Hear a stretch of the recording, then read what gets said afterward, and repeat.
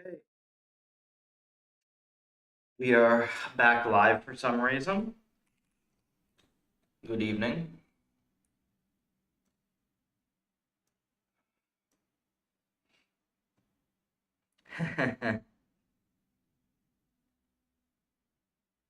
How do you decide?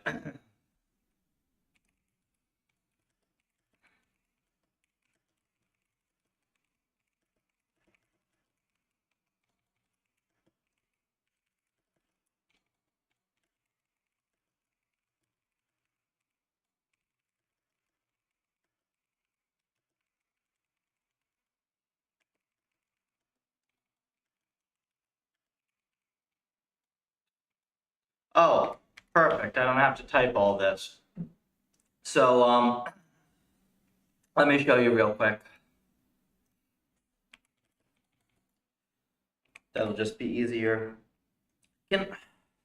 Why does my keyboard backlighting not work? Why does this not work? It's so obnoxious at night when I can't freaking see. I should have I tried to install the open source drivers for this shit, but it doesn't work. Can I like FN? F12 doesn't work.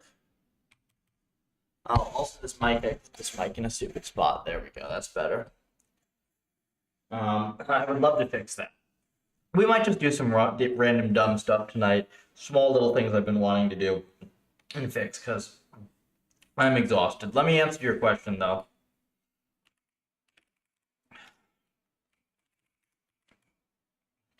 Okay, so right, the hell is this?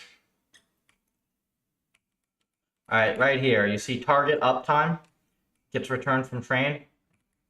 So score, and then uptime is the time in seconds. Gets logged from the trainer. And then those go both to Neptune.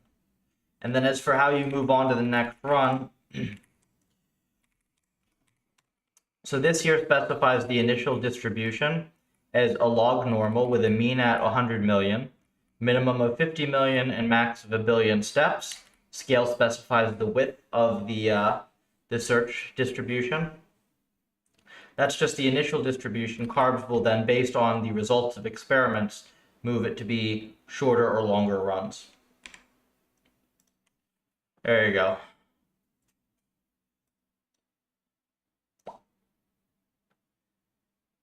Perfect.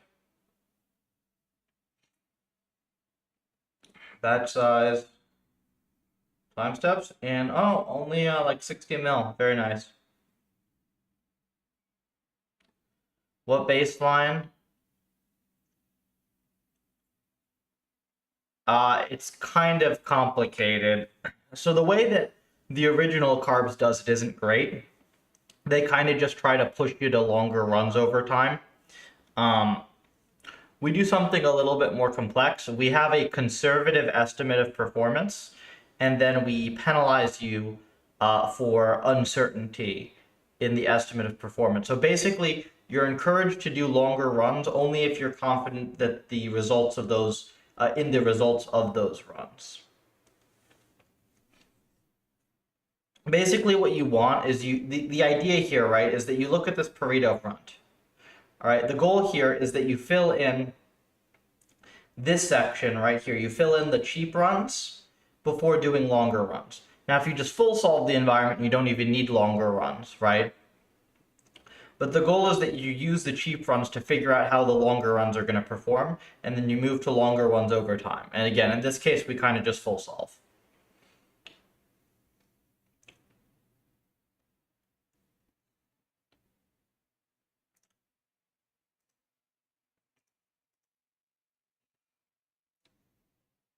Why did it run for so long? Where? This specific one, this is just a random sample. The first several points of a sweep are going to be random samples. It takes a while to fit the models. So, it's training a model. So you can see that this is where it starts to fit it.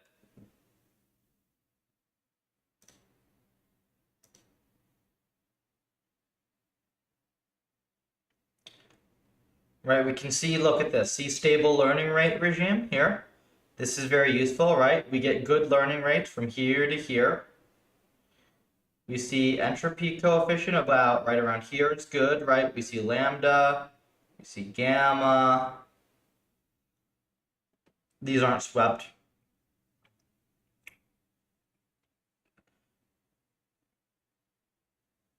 About 3 update epochs. 16 VPT horizon. From M's, 1024. So yeah. Let's go find a good point here.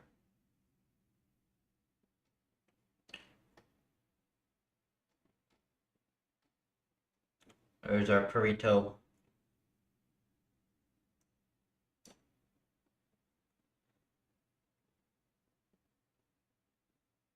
$14,766.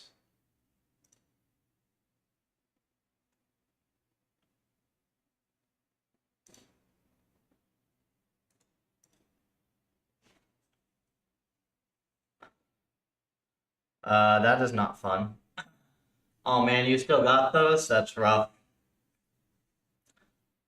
I had them in middle school, which was bad enough.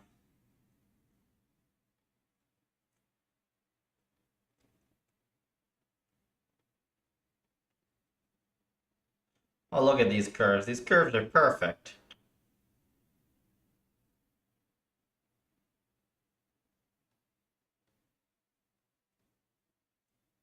KL, variances, entropy.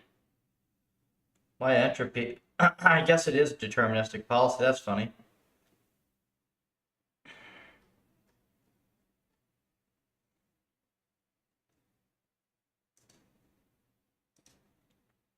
Why does clip frat go up then down? Because RL just likes to be spicy that way. It doesn't peak high enough to be concerning, though.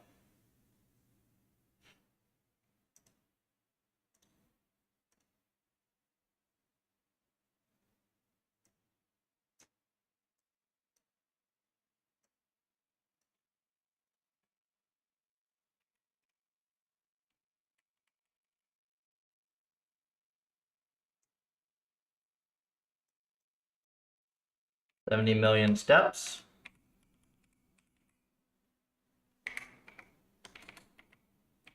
Damn it. I can't see my number keys.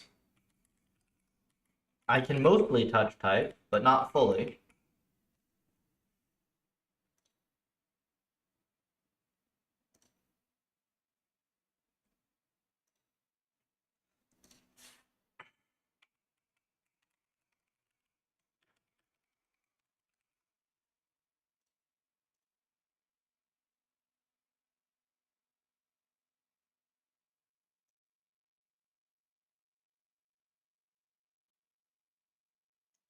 Okay. Uh-huh. Int coep. Give me this. Lambda. My guess was pretty good. My gamma guess was way off, though I guess I makes sense for the bigger maps. This is a reasonable learning rate for reference. Like 2e minus 3. Mini batch. Now mini batches. Do we still have this freaking parameter?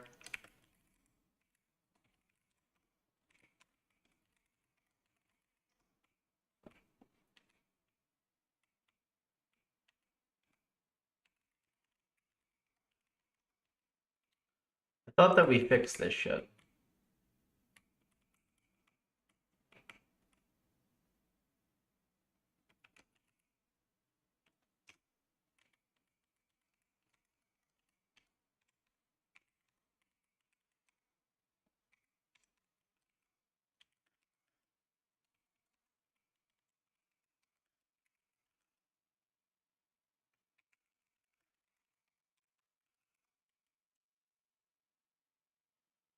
Total time steps? What the heck? 55 mil? I thought I saw more than that. Oh, that's including eval. So we can bump this down to 60. And then update epochs 3 is a little high.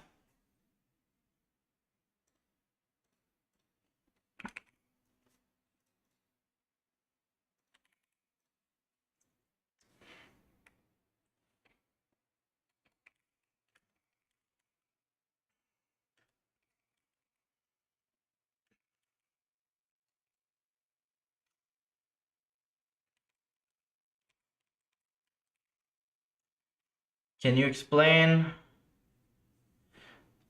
So gamma is specifically for generalized advantage estimation. That's on the reading list, by the way, that I gave you. The RL Quick Start Guide. It's a pretty short reading list as well.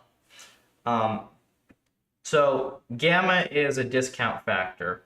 It is an exponentially decaying window or sum from where you start now out to future rewards.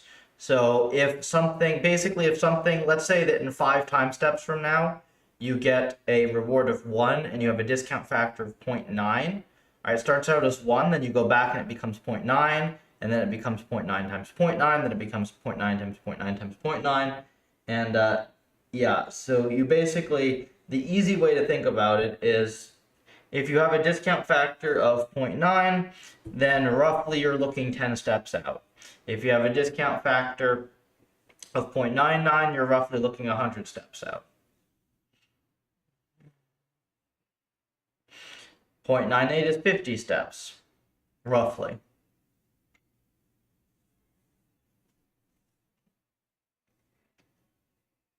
Was this stuck?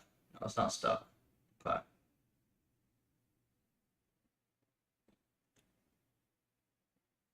You better learn, buddy. Better get me my full solve.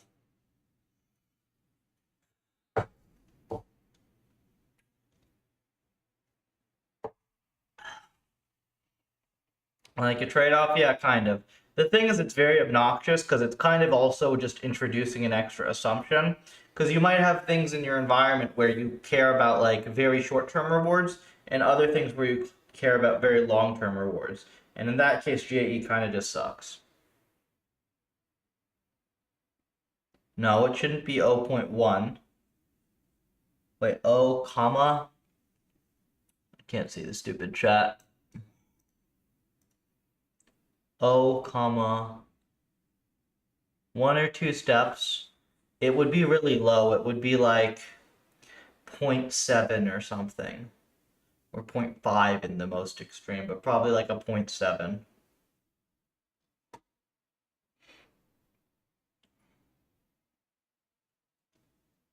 Alright, this is not terrible. This is very, very slightly off of what, I was expecting. So this is fine. 985. 989, yeah, 99 basically. Rounded in 0.99. And then it evaluated for 13 millisteps. That's pretty good.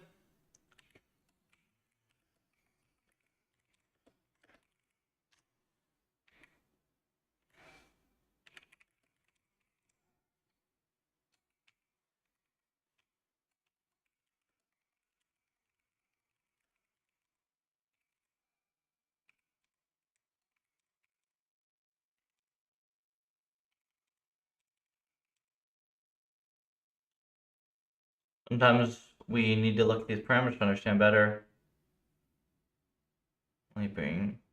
Well, I think we should replace it with something that doesn't make a hard assumption on horizon. Holy hell! Okay, let's see. Holy, look at this maze solver. It's not perfect, but it's pretty darn good.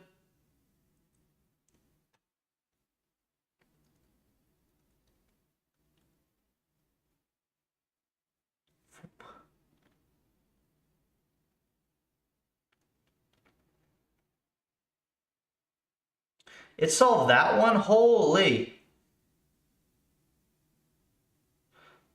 Ah, because it knows it's always in the bottom right, so it tries to get to the bottom right. It just sees like a local 5 by 5 window around it, or like 11 by 11 total, but 5 in any direction. Look at this maze solver, man. It's a cool maze solver. You know, it's not perfect, but boom.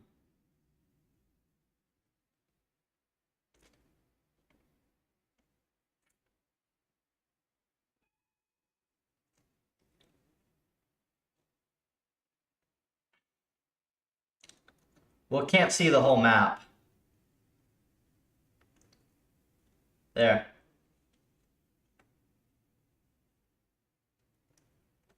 It's like a 160,000 parameter model. This thing is tiny.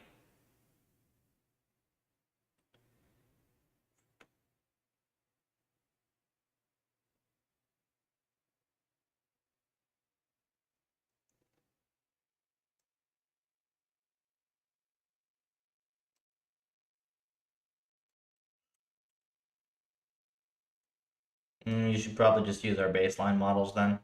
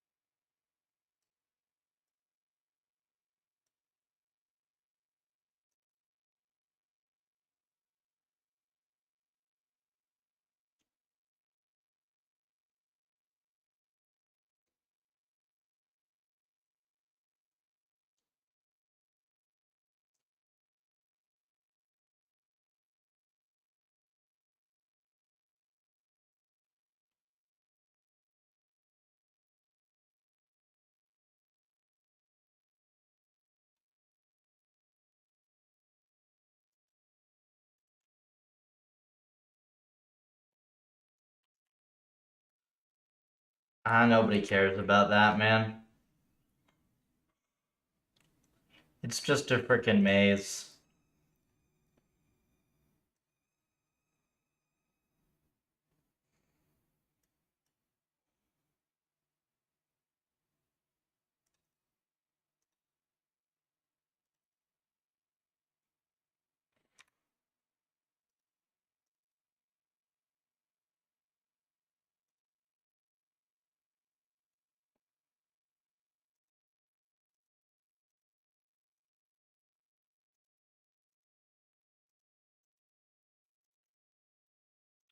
What the heck is wrong with this?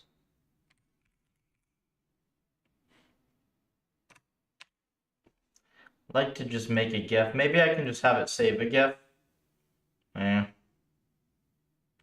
I do not have an MP4 player. Linux.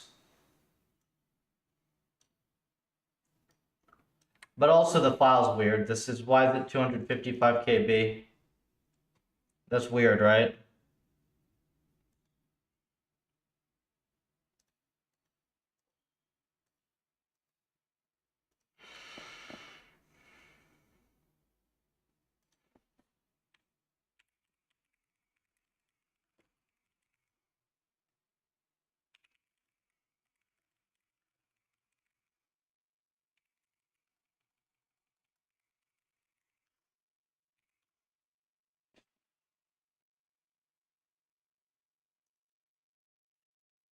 Oh no, it works.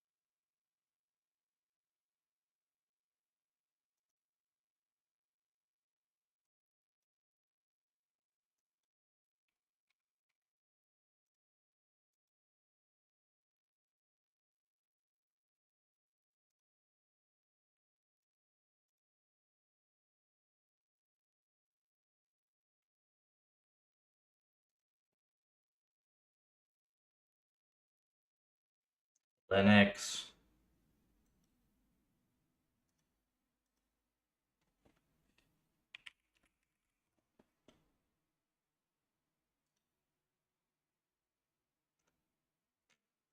This is the puffer profile. I think I have it on my personal.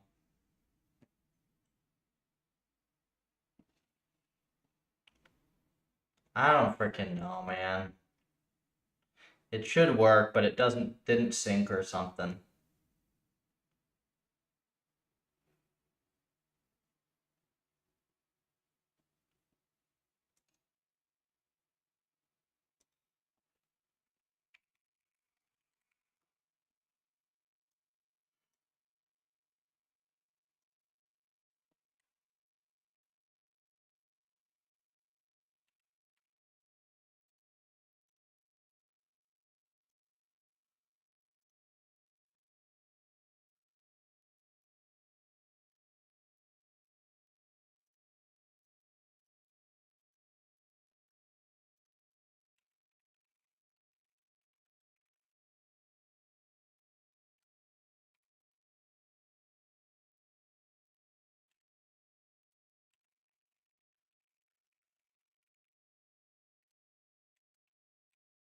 What's the perf test on this?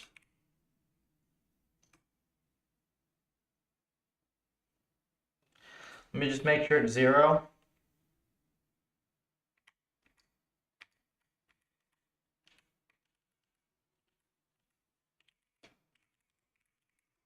It's gotten to the point where I hardly even bother to check if stuff is a million SPS because it always is.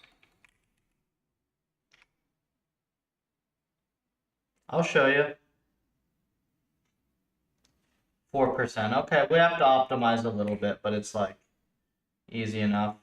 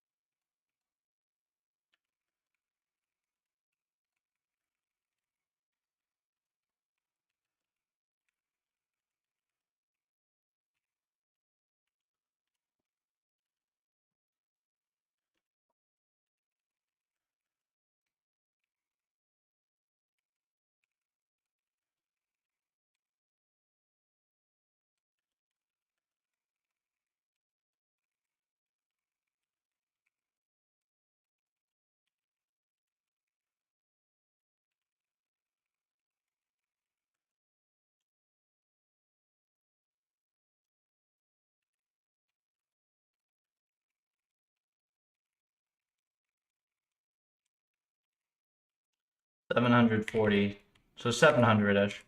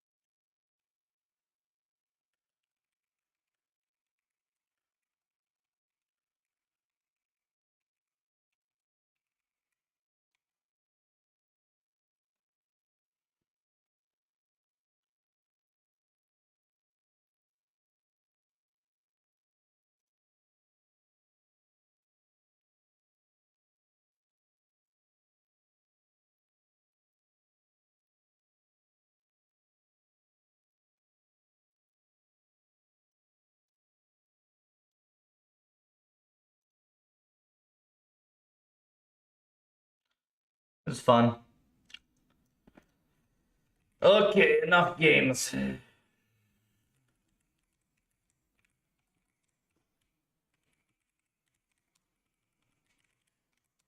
Big map.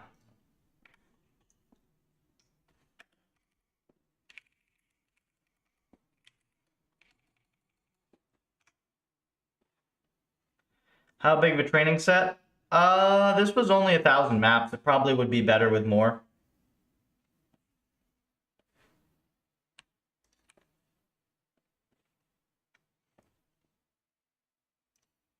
I mean, you can just change the parameter and gen more. It's C, so it's fast. The heck?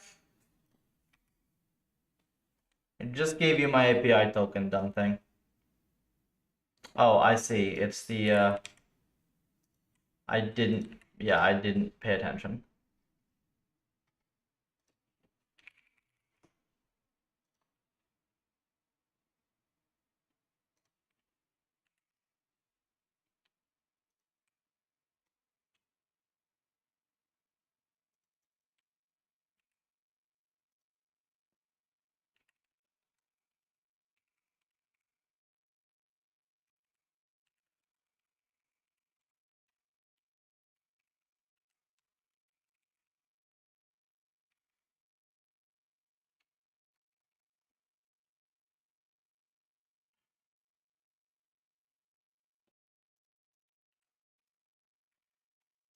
Stupid thing.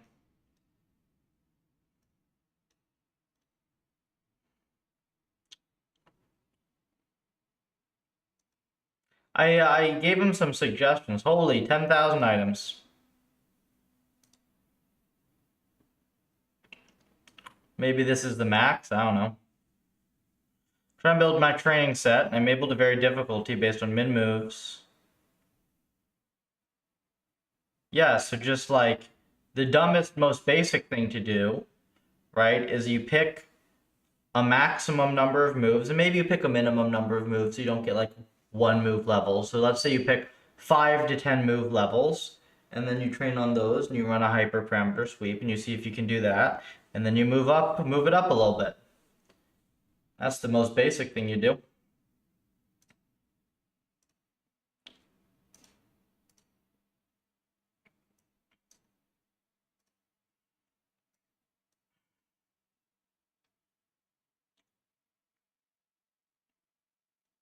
Episode score.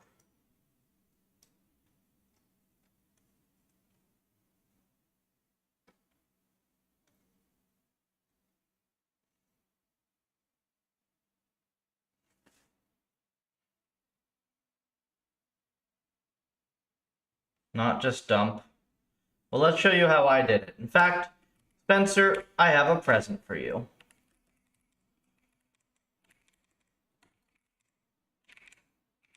A perfectly worked example of exactly the thing that you're going to want to do.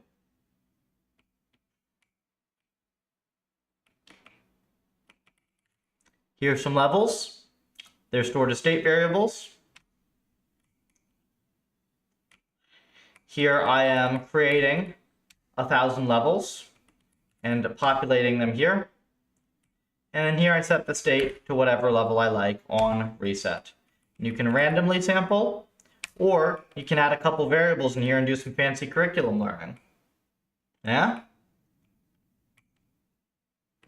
Not bad. This whole file is 700 some odd lines and is brain dead simple. This is the state variable. I just put some stuff in a state, and that's it.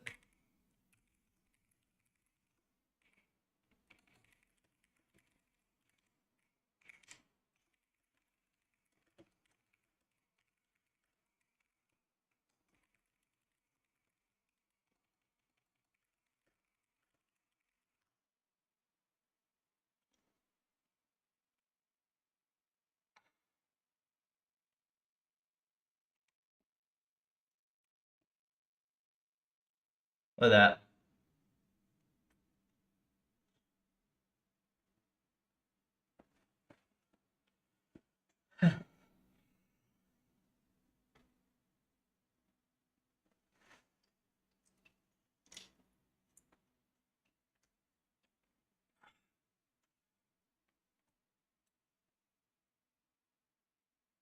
New tag name. If you just sort by tag, you'll see it. This one is not tagged. This is just a single run. Creating a new set with every train, yeah.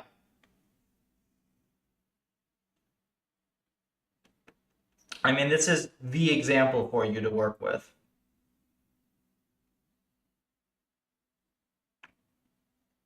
This env took me...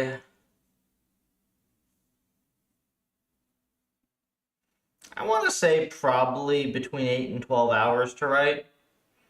Going off of the initial mini grid code I had that was like super old and janky. Yeah, probably took like 12-ish hours total. Not bad. Look at that.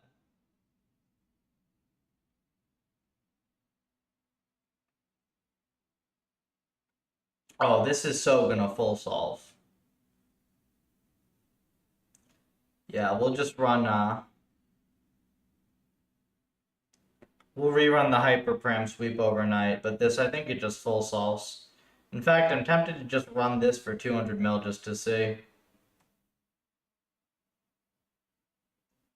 But look at this.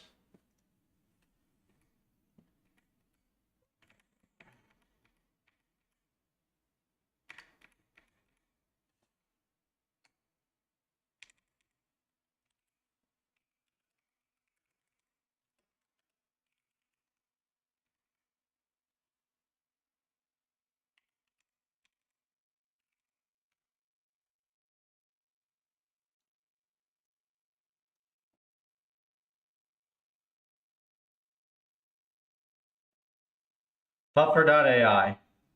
That is where all our stuff is. Holy, it just solved that big one too. Look at this. This model is awesome. It's not perfect. See right here, it doesn't want to move away from the green goal. Oh, it even solved that. Holy, look at that. That's nuts.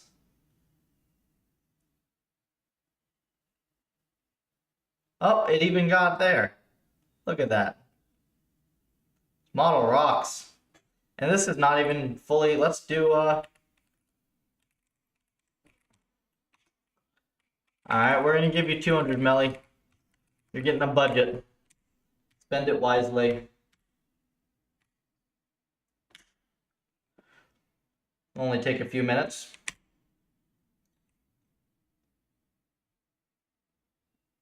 What GPU? 4090. We got single 4090 right there, and then 9950X. But the thing is, this is literally using one CPU core. The env is just, I have not even optimized the env for perf at all yet, and I can already train it on one CPU core. Like, I can simulate all the envs on one core.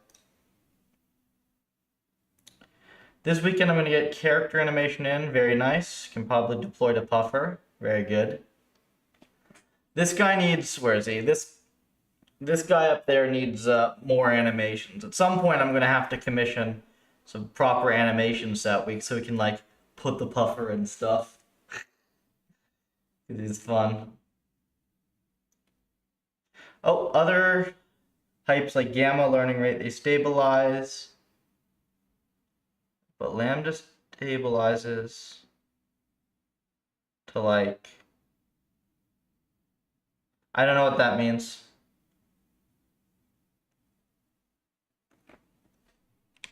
Let's take a look at our train run.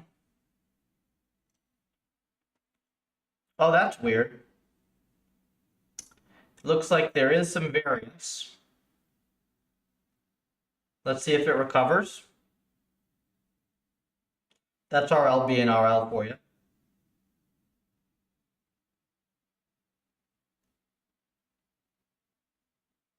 Wonder if more levels helps. Yeah, it's recovering, maybe. They go in a flat line, whereas lambda has a slope. Oh.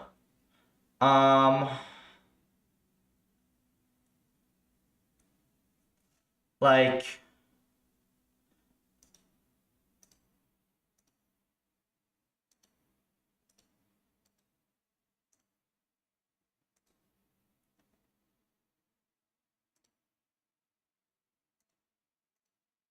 Me not understanding your question is not the same thing as I don't know.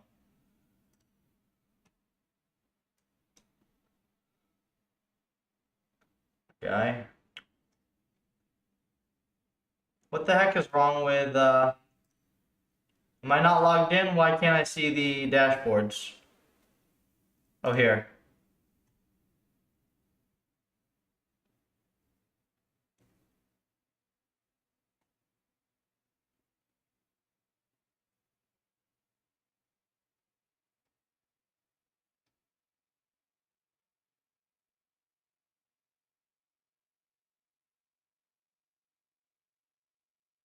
So there's this dashboard, which shows you this is the stable region for lambda, right?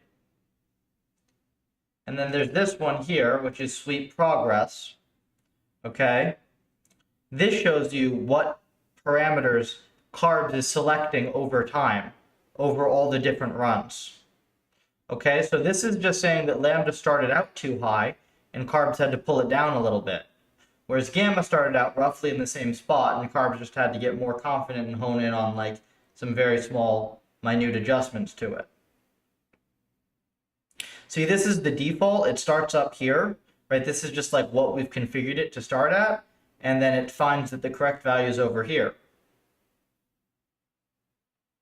Right, but the thing is, the reason that I have this is mostly for debugging, because like if I see, when I see stuff like this, I get suspicious that it's like completely stopped exploring mini batches. And the large jump, probably it did some expensive experiments. Yeah, see these experiments? It did some more expensive experiments that took longer. So this one here, this gap is because this run took a long time. This is just wall clock time here.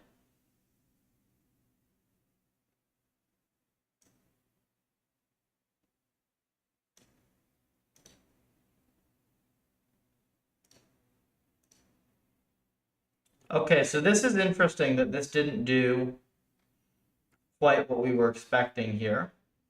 It is recovering, but it looks like it got behind a bit.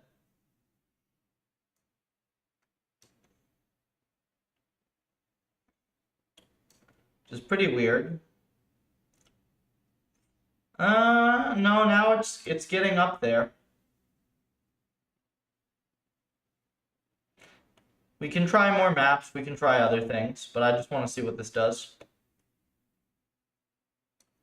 Yeah, now we're at 0.65, so we're back up to here-ish, yeah.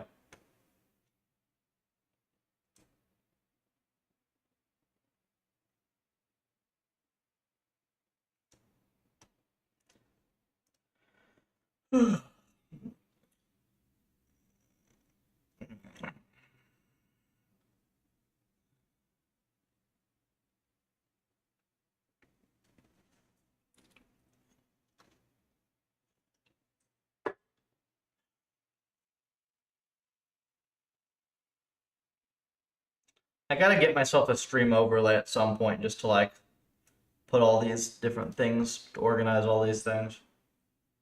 I'll welcome YouTube folks. We are training some agents on some mazes.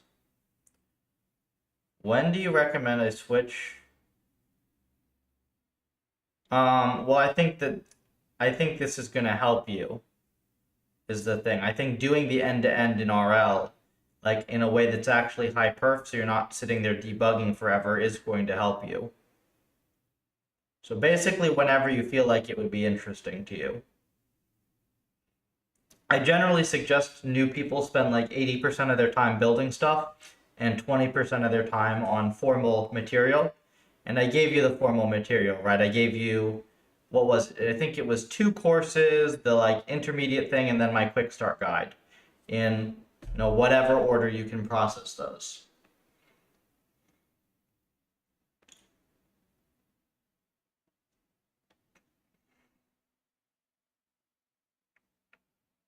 But like you don't want to bomb through all of that material either. Like this is like the best material out there of all the bad material. Like you actually want to process and understand this stuff. Where's this material? Little different for him on his background. If you're not new to programming or AI, but you're new to RL, then there's my quick start guide. You can get it on puffer.ai, puffer.ai, or on X. It's on here. You can see we have a lot of blog posts, one of which is my quick start guide. Or if you prefer, I have all of my material and some extras that are only here on my X, where I just post all this RL stuff.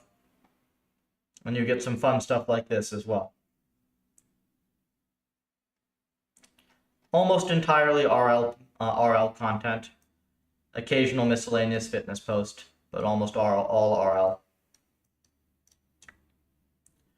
Yeah, so that specifically, that link for is like if you're self-taught and you're like, what's a terminal? How do I Linux?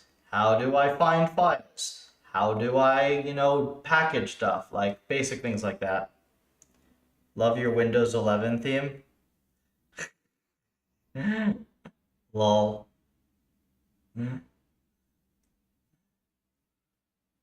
That's a good one.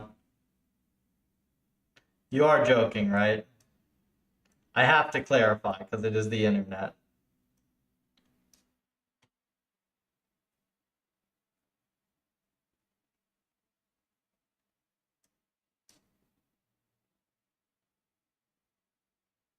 Oh yeah, this is also, we've got like demos and stuff like this as well.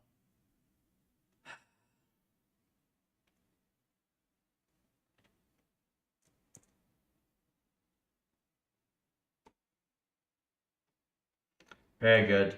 You'd be surprised some of the stuff I get in here. All right, so I don't know what happened to this run. I think this run just got cursed somehow.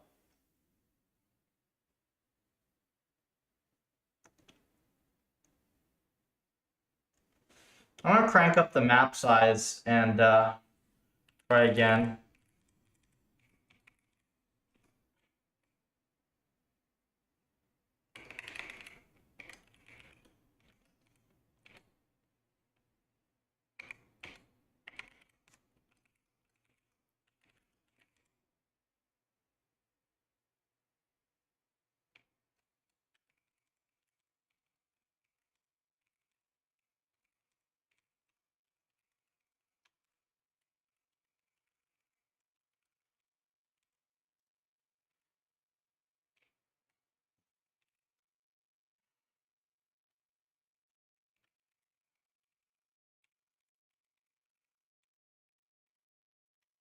Let's see if more maps helps.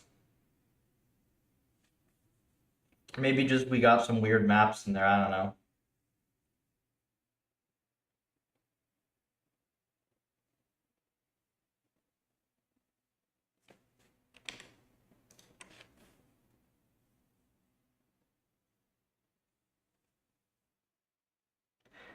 Yeah, 1.6K on Puffer. Though that's rounded. I think it's like 1550-ish. But folks gotta star the Puffer.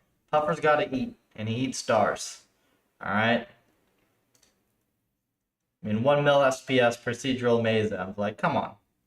Star the Puffer. What are you doing?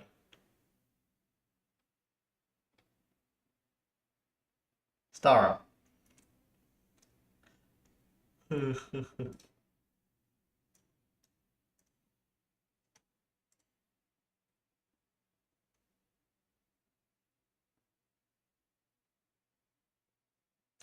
We'll see how this run goes. Do you think I should mess with map dimensions in training set?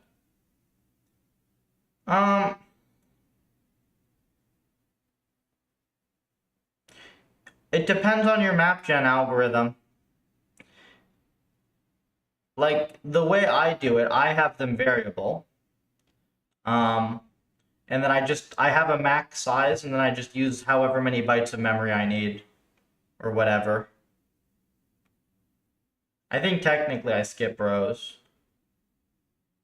I probably could do the memory layout more efficiently, come to think of it.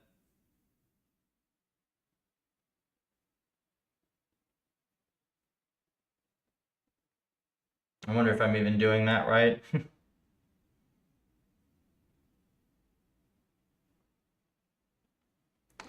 Okay.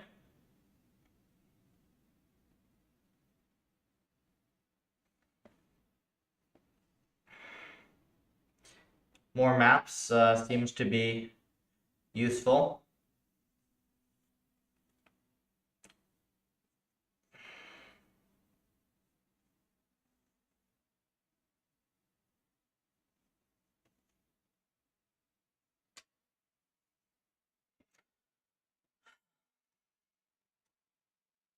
This is the last one that we're gonna sit here and watch. After this, we'll just auto sweep and stuff, but I'm a little fun.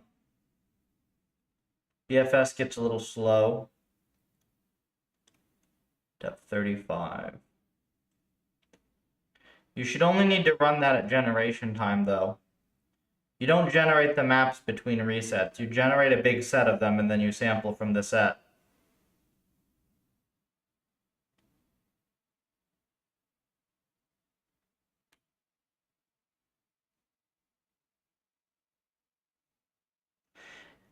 Yeah, and then what you want is you want to be able to set the state with a single mem copy is ideal. Or a couple of mem copies if you need them. I used a couple mem copies. It's nice and fast though. For the most part, this 6% bugs me. I would like this to be 0. I can get it to 0, I'm sure. Okay. We'll see whether this is stable. Let me see. Yeah, these params all look fine. Params all look fine.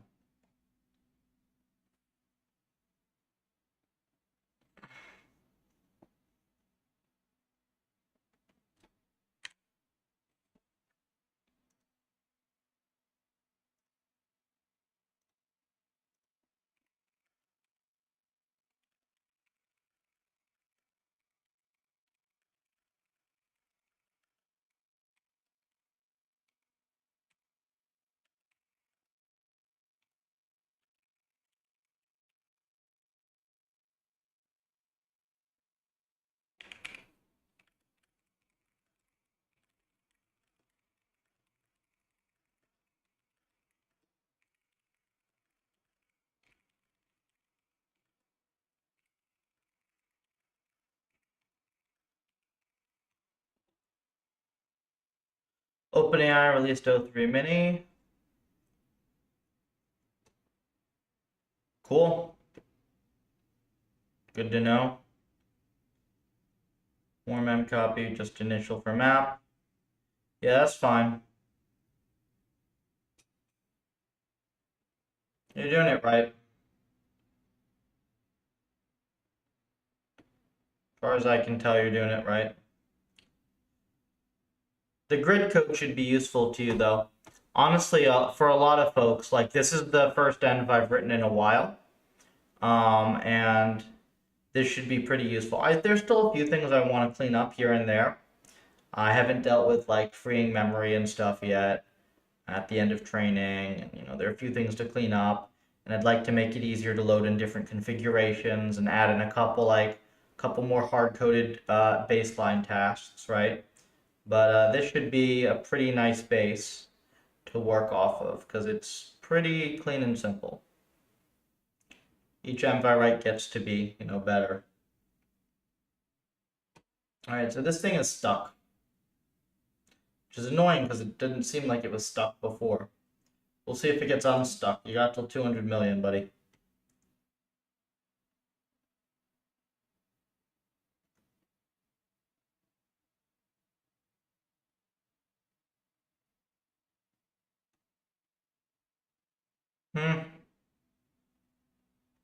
I mean, hey, good for you to have better models.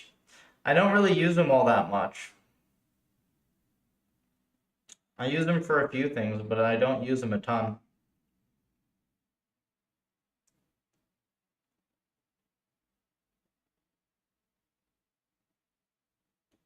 I mostly use them to sanity check stuff. A very common thing I'll do is I'll drop like a research paper in. I'll drop like an archive PDF in, and I'll be like, hey, am I stupid or does this particular thing make absolutely no sense the way it's described? And then it'll pretty much always just be like, hey, yeah, this thing makes absolutely no sense.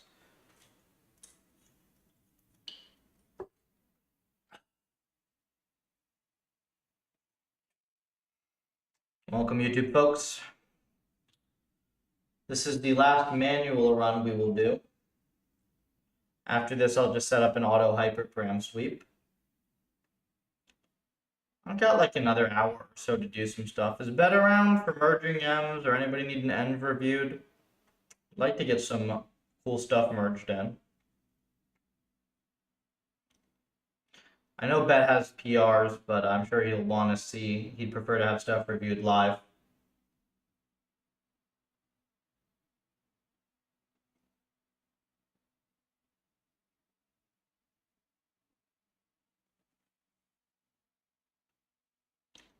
Because I'm sure I'm going to be super busy next week finishing client stuff. Python and slow as hell. Nah, I mean, there's not really a point reviewing that if there's, like, optimizing Python's kind of just dumb.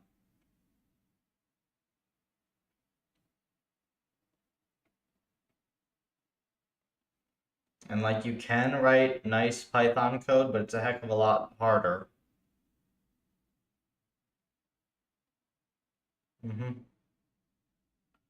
I mean, it's really not. Shoot, you don't know about, like, the stack and the heap and pointers and stuff. Yeah, it might take you a couple weeks to learn some basics. How good my agent will get at the game? Oh, yeah, it should be. I built this one as because I thought that yours would be harder to intuit just looking at it, right? Because you kind of have to like get good at solving those puzzles. So I figured that this would be like an easier test environment, and then we'd use yours as like a harder curriculum environment. And also I made this so you'd be able to just copy basically one for one and see how you can turn yours into a curriculum env. So I had many motivations with this, right? One of these was to help you out with that. Another's there's a client that's interested in this stuff. Another's there's a PhD student I'm going to be working with soon who is has this is their area as well, and they need a fast environment to play with for it. So there are lots and lots of different reasons to have this thing. Okay, this didn't do terribly. Look at this. So we've got 0.835. Let's see what this policy looks like as soon as it saves.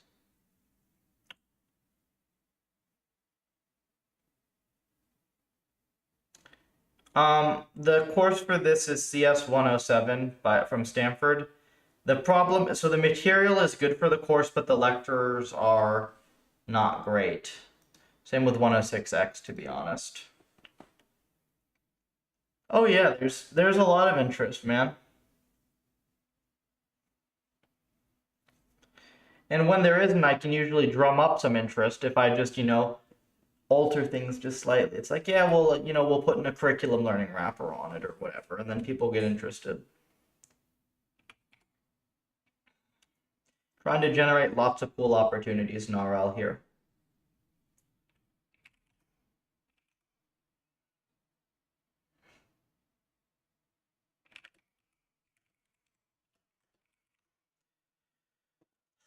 I spent a lot of today also dealing with the hardware, so we now have at least 6 of the boxes are back up. Speaking of which,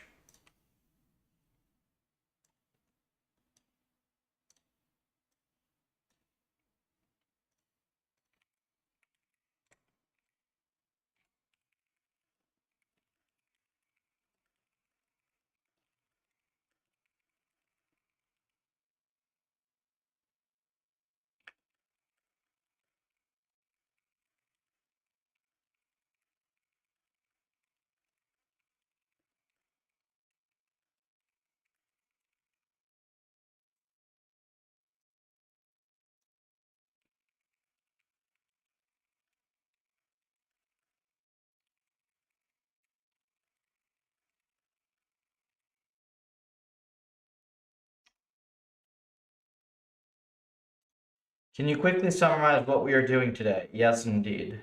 In fact, I will show you. I will show you what we are doing today.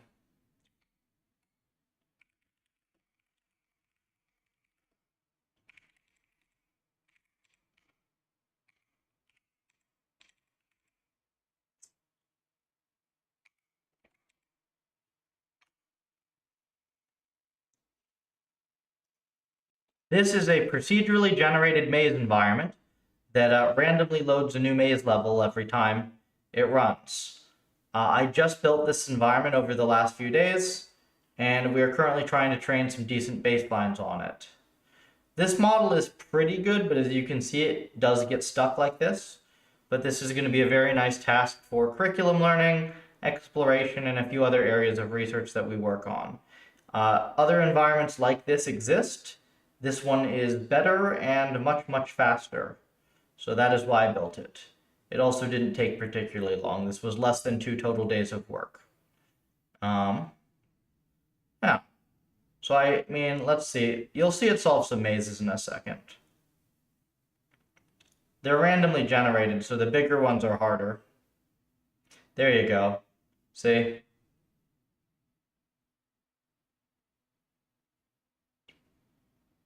So it solves a lot of them very nicely.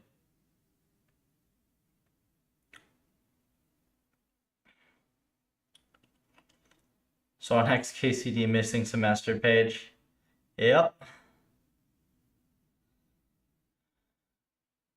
Would it help if I spent more than X time or X steps on a maze? Yeah, that already exists. It's 2 times the total number of cells in the maze at the moment is the number of steps you have.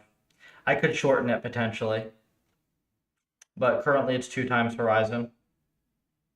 I mean 2 times num cells.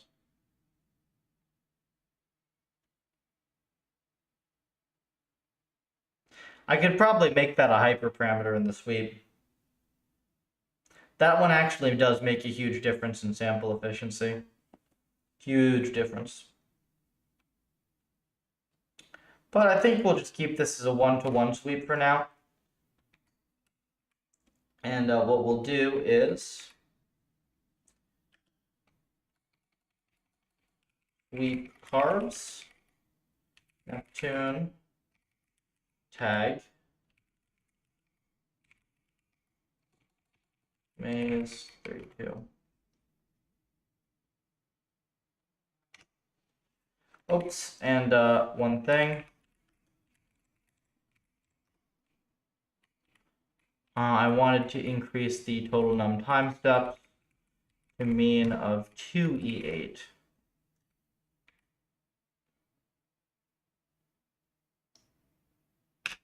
So it'll take a little longer, but should get some good stuff out of this. Okay. So that seems to be nicely done.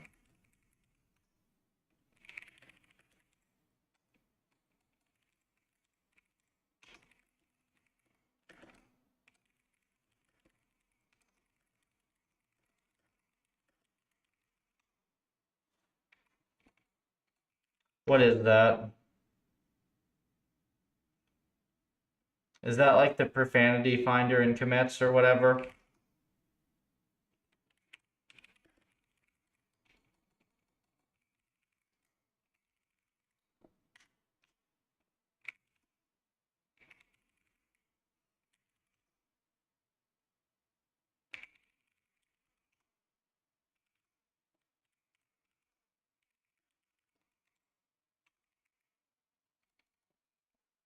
I forgot to add this.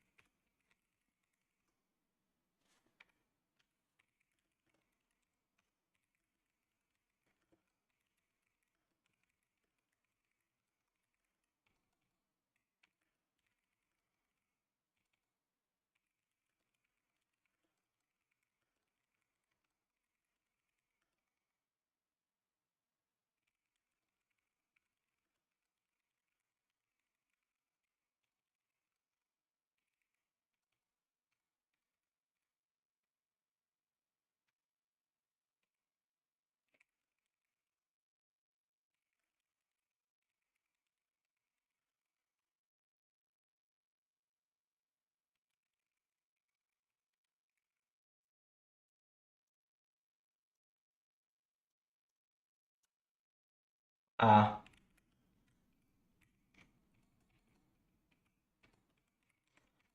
Well, the one that I make all the time, which is absolutely GitHub's fault, is the way that they do merges is backwards. You literally will write, the hell?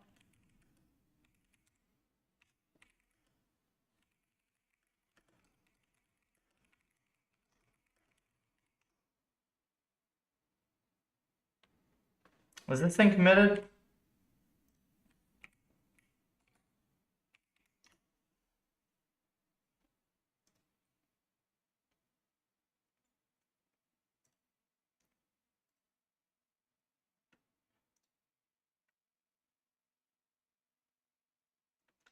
Why is this not?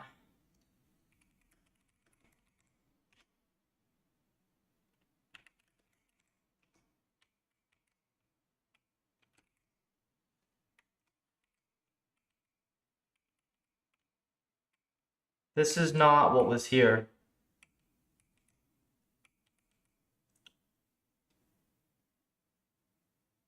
There was an extra command. Was it on box 5? I'm pretty sure it was.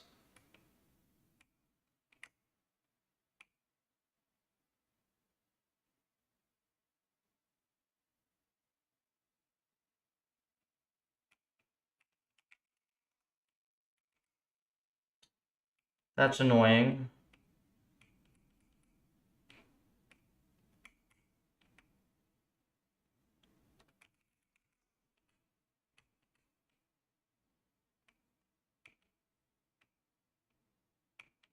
Maybe it's fine.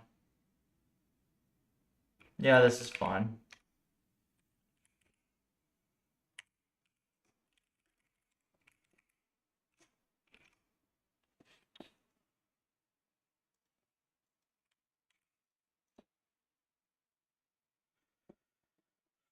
Cool. So this is all set. Welcome. Hey, we got quite a few folks tonight. How's it going? So this is the Puffer Grid environment. We now have much larger maps, auto-tuning hyperparameters with our own hyperparameter tuning algorithm. Hopefully in a week or two, I'm going to have some time to really dive into that algorithm and do quite a bit there. I have some client stuff to catch up on first, I believe, though made a lot of progress there, so maybe not too bad. There is one other thing I'm a little worried about that we got to finish on time. So I might get a little sidetracked there. I got a couple of things for some labs to do. But generally, overall, stuff should be in a decent spot. I'm surprised Bet isn't around for code reviews. I think he's just busy with work. He's got a lot of stuff. Whoops. Let me reply to that real quick.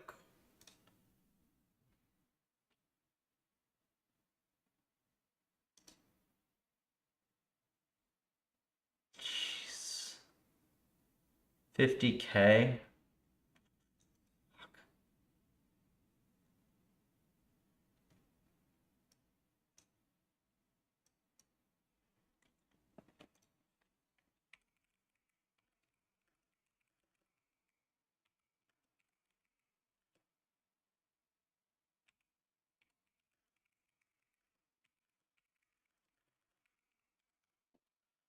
I am currently converting my gym env to PufferLib plus C. Very good.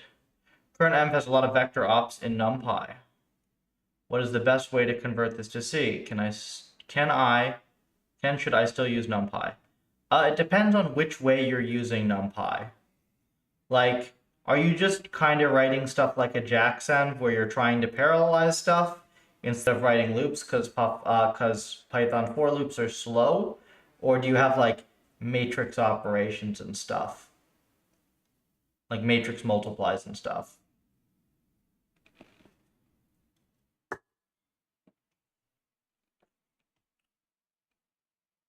Also for reference, any public envs that would be cool to contribute to PufferLib, if that is what you're working on, gets free code review and integration assistance by me. Companies can get support contracts from us for assistance, but anything that's like open source and out there is free.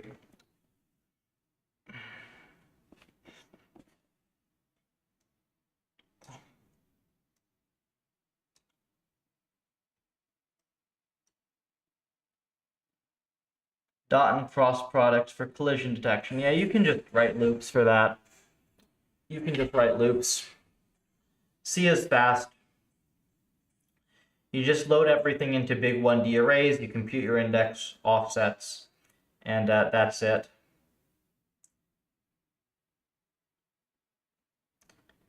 Dot and cross. Yeah, that's fine. We've used, there's Captain in the Discord has been using box2D for some M's. That's probably what we're going to do for some of our physics-based stuff in the future. Though honestly, I think even box2D is a little bit too heavy for my liking for some of what we do.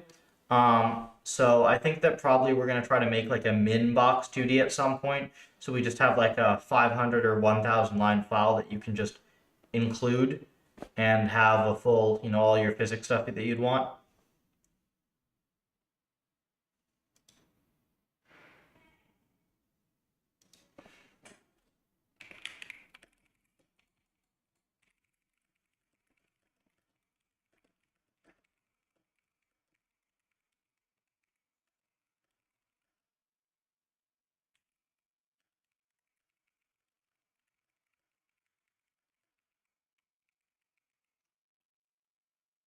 Talked with a senior day.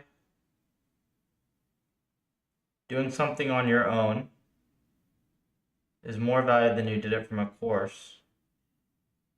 Well, yeah, course projects are just like really small scoped, and half the time they give you 75% of the code in boilerplate.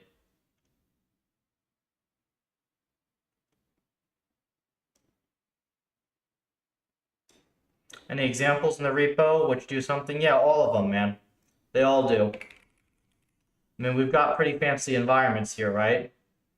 Like, yeah, we got simple stuff like Pong, but this goes all the way up to MMO with a full economy system and stuff, right? This thing is, hang on. What's the key? There it is. Now, this thing's pretty big.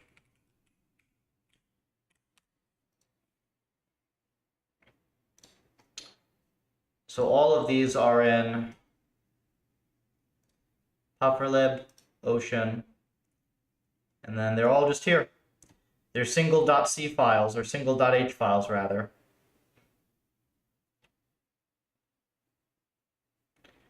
I believe we have like 1.1 million on Neural MMO3 at the moment.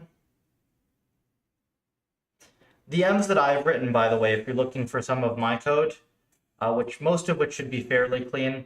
MOBA, Neural MMO3, Snake, and then in the ablations branch, the new grid environment that I just wrote in the last couple of days.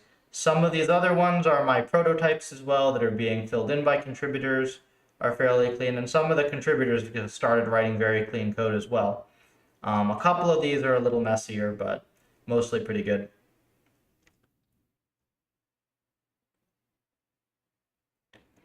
Well, the Neural MMO3 model is like pretty good. It's not amazing. And yes, thank you for the reminder, Linky. For folks watching, if you want to support my work for free in about 5 seconds, just start the repository.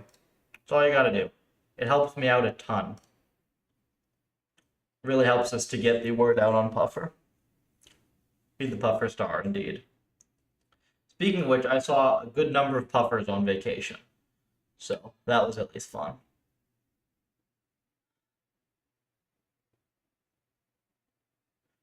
Thanks.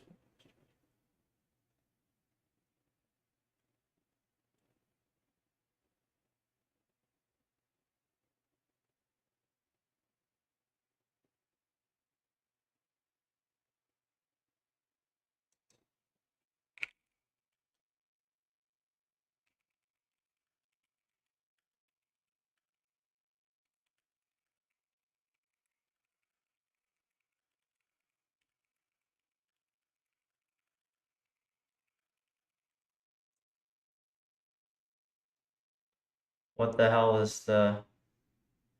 I'm not telling you that. But Puffers on vacation are fun. I don't think I got any pictures. They get anything good? I mean, they're underwater is the thing.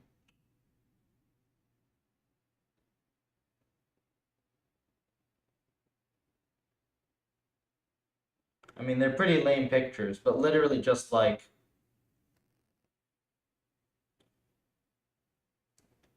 literally just off the docks. Let's see, does this work? The camera's not going to focus. There's a puffer there in the water.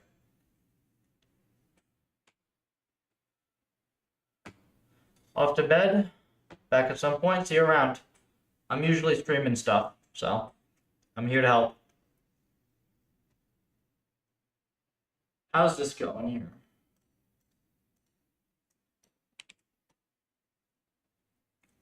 We always got to make sure our sweeps are stable.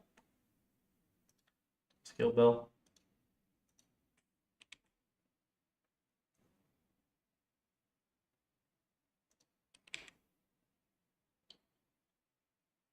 Where'd Neptune go?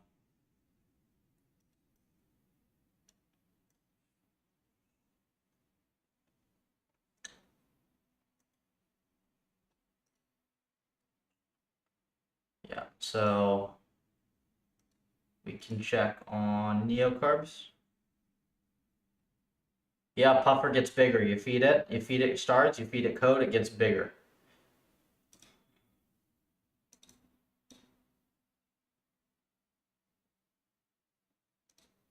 It's an open source project. More people get involved, the more you feed them.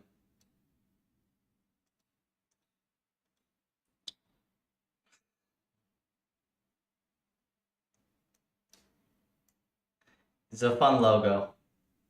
I like the puffer a lot. That's like one of my favorite things I've done.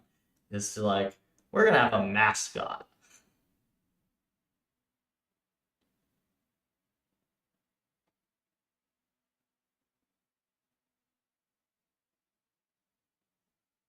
Dude, do you think I do not have the ability to make this.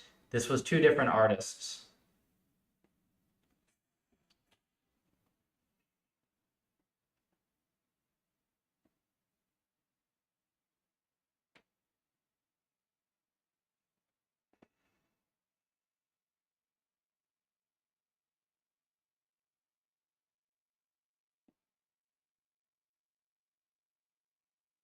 And the credits are there. I've credited the people as well.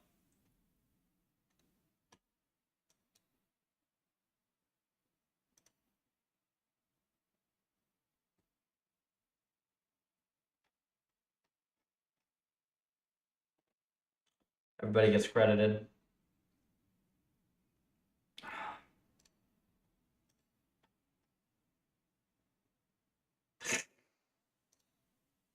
It's funny. See, we get viewers off of the posts. Pretty good with various modeling software.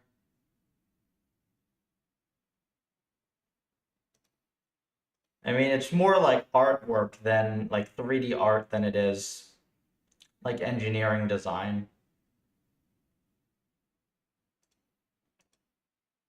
Right? Really?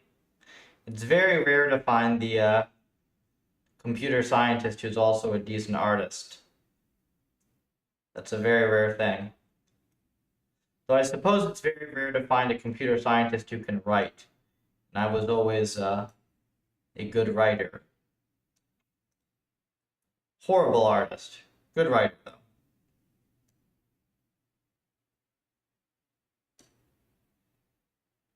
I don't know, I did a bunch of creative writing when I was younger, around your age actually. I did a whole bunch of creative writing.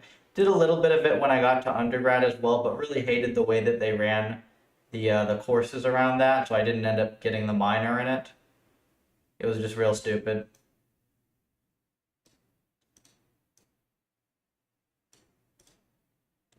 It was literally no matter what you write, you have some nut telling you you're sexist.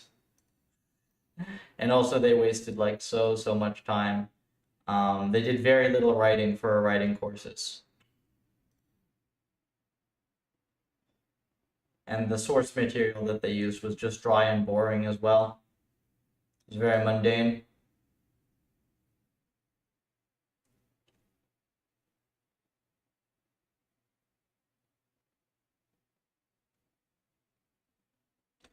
Okay, let me think what we want to do now. I got a little bit of time.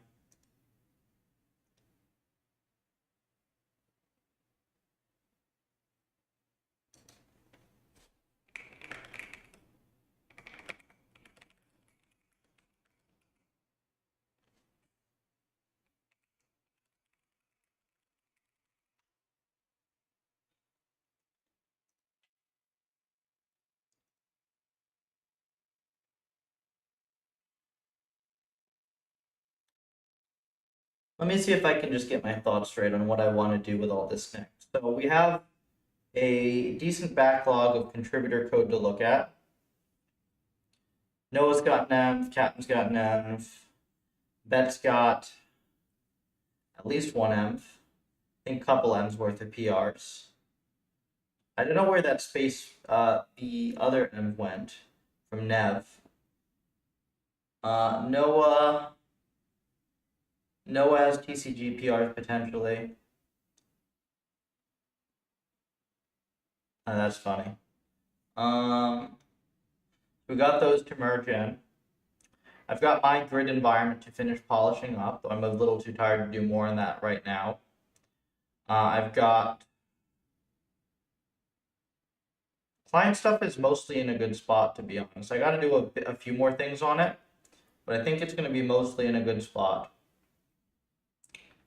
I really want to carve out some time to do carbs work, but like a hyperpram sweep work, but that requires me to be at like 100%, and I haven't been at 100% since I got back yet. I'm gonna need a little rest, a little R&R before then. Probably a good workout or two.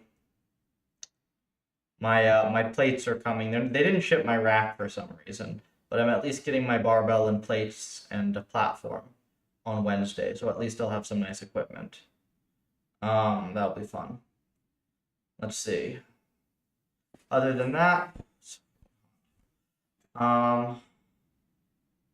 neocarbs. It's my own algorithm. It's an improvement on carbs, and it's not done yet, but it's already pretty good. And name is still potentially work in progress as well. Yeah, we're like that's the project I really want to hammer on because that's going to be the high impact one. This maze env is going to be pretty good for testing stuff. I like the maze env.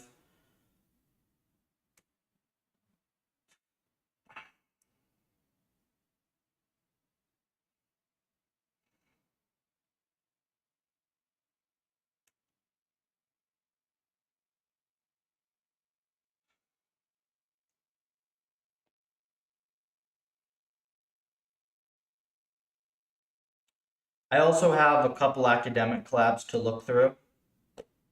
Probably going to want to do some stuff for them. In fact, I might even try to find somebody here to Captain or Spencer or somebody to do some whatever on that. There was a lot I changed, man. We've had this conversation like 3 times. It was in the math, right? There's the mathematical changes. Yeah, so I think that's everything. I guess since I have a little bit of time, I'm not at 100%, but I might actually want to look at carbs a little bit more. Just so I keep it kind of loaded into memory to think about it. Well, I'll look at it right now. So while this runs in the background, let me talk a little bit about the work that I'm most excited about at the moment that I'm doing. Linky, they're not that hard. Just learn it. You're probably making it too hard on yourself if you want to link me code.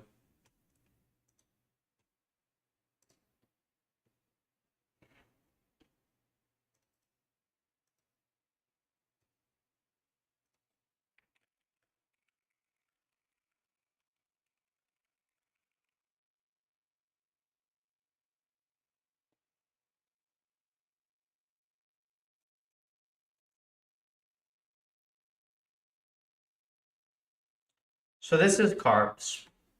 This is an algorithm by Imbue AI, and it's a hyperparameter tuning algorithm.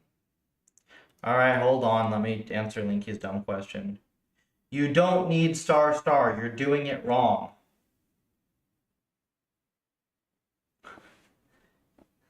As I told you, Malik returns a void star, which is a pointer that can be cast to anything. You don't need a star star.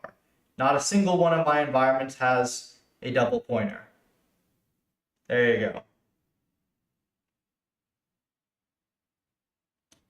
So anyways, this is Imbue Carbs. This is their hyperparam sweep algorithm. The idea of this, it's based on Pareto optimality, which is the idea of if you have two different variables that you want to optimize, the Pareto front is defined as the set of points for which you can't improve in both directions simultaneously.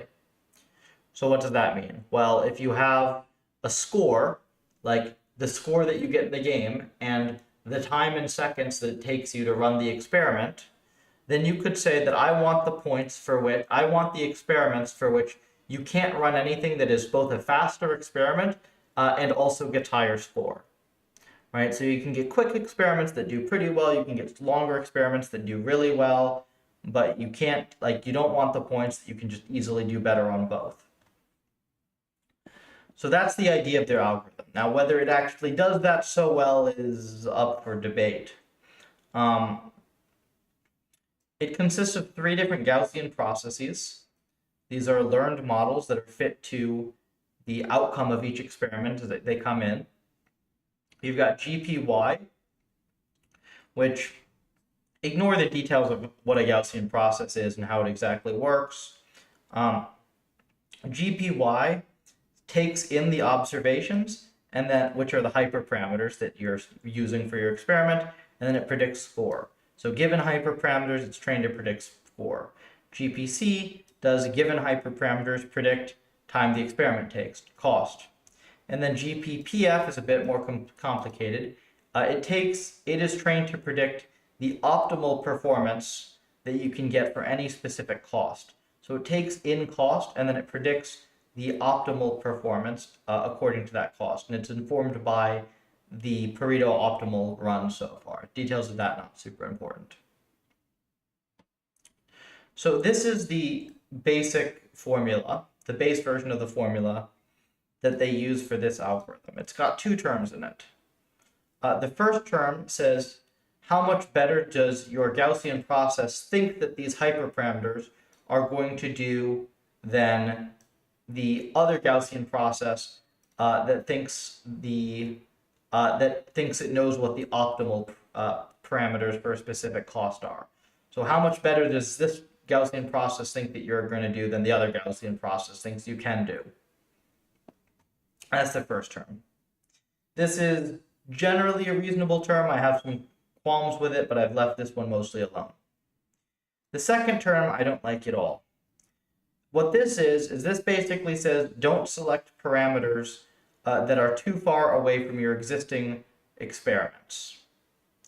I don't like this term because there's no reason to do this, right? You don't actually care how far away the parameters are. You only care whether the parameters are actually something that you have a good estimate of the outcome of that experiment for. So you could have a set of parameters that's very far away from what you're currently doing, but you could have a very confident model that you know what that experiment is going to do. So I replaced this term with an absolute estimate of performance, which is basically I just took GPY, which says what is going to be the performance of a candidate, and then I subtracted the variance of this prediction. So what that gives you is a conservative estimate of performance, meaning because you're subtracting the variance, that you're going to try to push towards higher quality solutions, even if they cost more, but only if you're confident that you're predicting the outcome of those experiments correctly. That's what that means. And that actually replaces a bunch of this other complicated stuff here because what I just said does it better.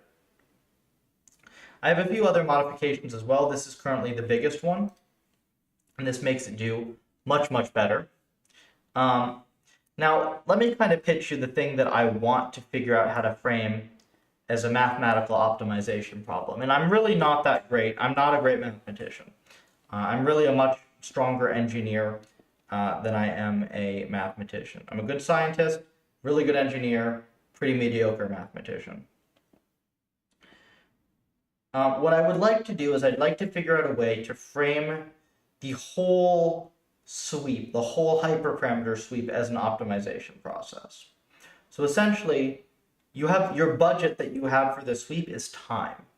You're allocating time to each experiment, and your goal should probably be something like to fill the Pareto front with points, or something like that.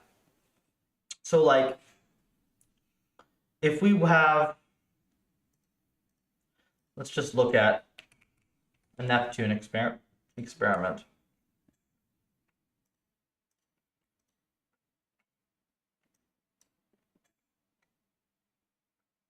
So this is a Pareto front, right?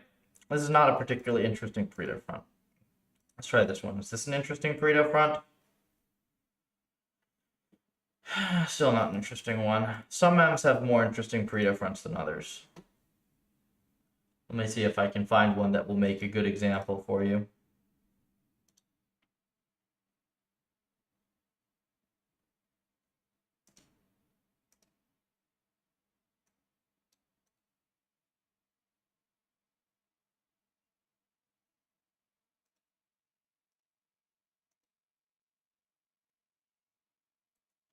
All right, here's a good example.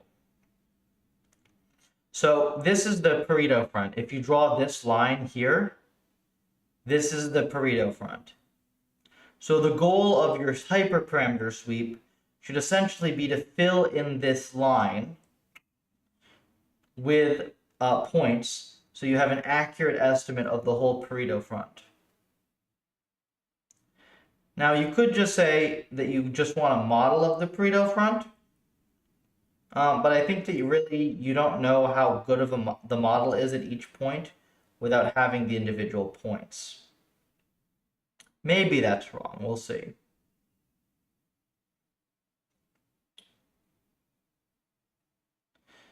Maybe you do just want to optimize the model. But whether it's the model or the samples, regardless, what you want to do is you want to draw in this line. You want a good estimate of the Pareto front. I want to frame that somehow as the goal of the whole sweep. You'll often have C programs.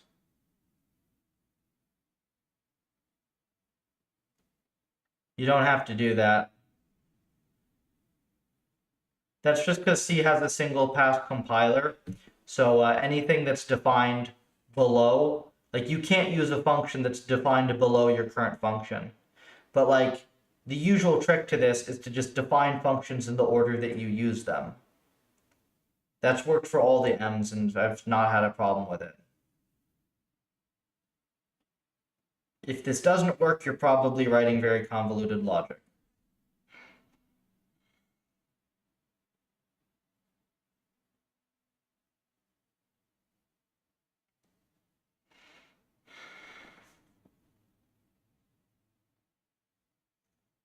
You know, I would really like to visualize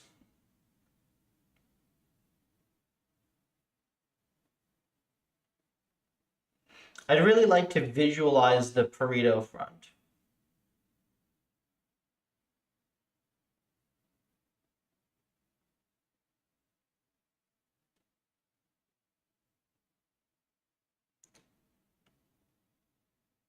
No, it's not bad practice.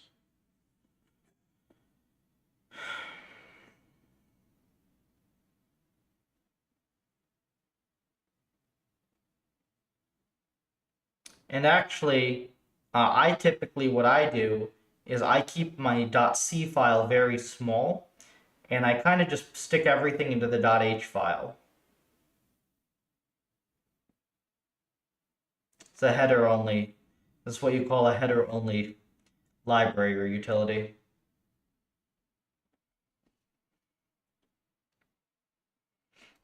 Because the Python program doesn't use the .c file at all. It only includes the .h file. And think about how to do this.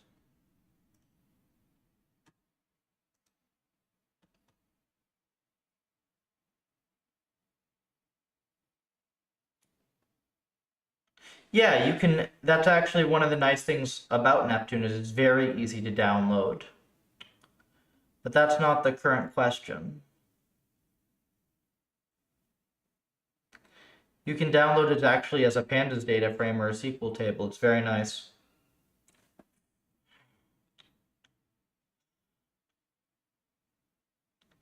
Your optimization could try to minimize the distance between point in the upper convex hull of the point cloud. Let me think if that makes sense. Well, I think by upper convex hull, you just mean the Pareto front, which doesn't necessarily have to be convex. It probably should be, but it's not guaranteed to be. I guess it kind of depends. Minimize the distance. So I had thought of something kind of like that, but I was trying to figure out how to do that. And also, okay, so you're more mathy. So here's the question, right? You kind of have this model already that tells you this draws the Pareto line, right? Like you can just query this function and it will draw you the Pareto line as it estimates it currently. You could probably compute some sort of error or some sort of fit metric between that line and your current samples as well. Though, you know, well, yeah, you could do that. And then you also have this one, GPY, where if you just generate some sample hyperparameters, you can fill in this Pareto front. You can like just generate all the points and where you think that they will score to fill this out. But the question is, do you want to rely on the learned model, or do you want to actually run the experiments, right? There are pros and cons to both of these things. So if you just learn the model, you can potentially run fewer experiments and then just read off the good hyperparameters if your model is accurate. On the other hand, you know, it is possibly likely that your model will learn faster from filling out the Pareto front and getting those actual samples for training data.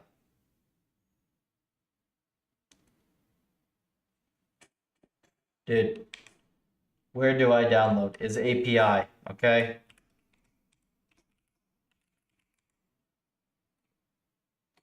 Where is this? Correlate.py in ablations file has API signature. Use this file. I'm trying to do some math here though right now, man. Killing my mojo.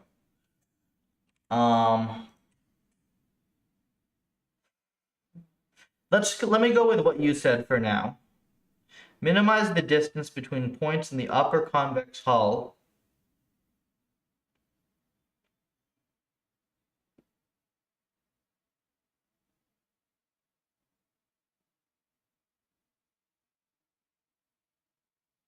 How the heck would you even do that, right?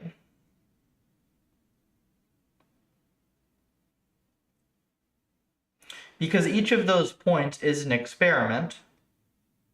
You can predict the outcome of an experiment with a given uncertainty.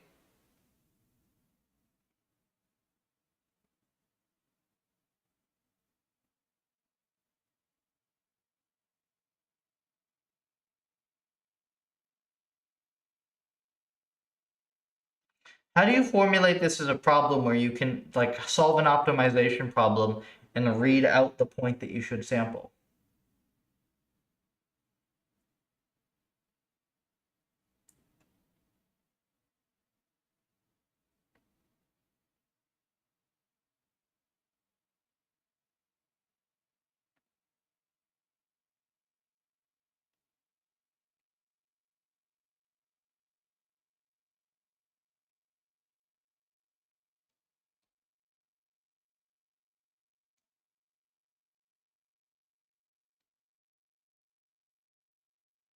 Also, they only train discriminative Gaussian processes. They don't train generative, any sort of generative process. So you're restricted to sample-based things where you just like, you generate a bunch of points and then you use the GP to score them. Do you know the front is a function of the hyperparameters, or could you learn it? Yes, you do learn the front as you're running the experiments. You don't know it initially. Create the front after learning it in all the training runs. Well, the thing is that you have to learn it from like the data that you're learning it from, each point is an experiment. So you're kind of learning it online, right? The idea here is that, so the idea here, right, each of these points is an experiment. Each experiment has a certain cost associated with it. So if we look at the Pareto front here, right, this is the time in seconds that the experiment took, and this is the score that the experiment gets. So intuitively, what you want the model to do is run a bunch of fast experiments in order to figure out how the Pareto front is going to look, and then very quickly start running, a few experiments over here, and as it gains confidence, to fill out the more expensive areas of the front. Average distance between points in the front. You get a distance as a function of parameters.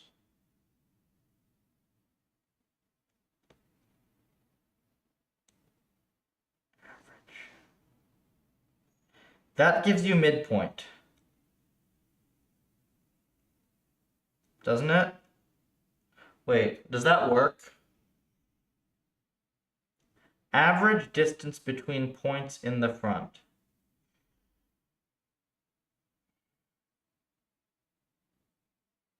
So you want to maximize that distance.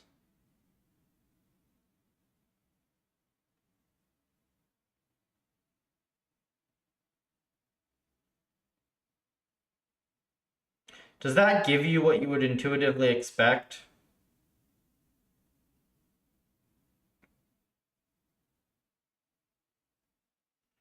I think you're right. I think it does.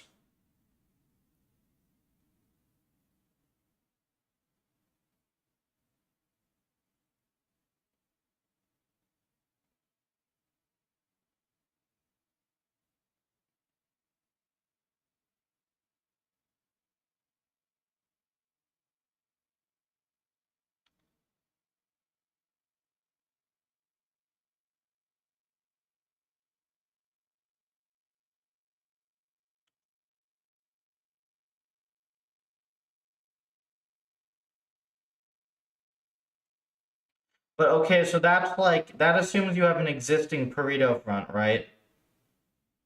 And existing models that are correct, which you don't have. So that just captures the idea of filling in all that. So what that does is that captures the idea of, like, you have some points on a line. What's the best way to fill in the empty spaces on the line?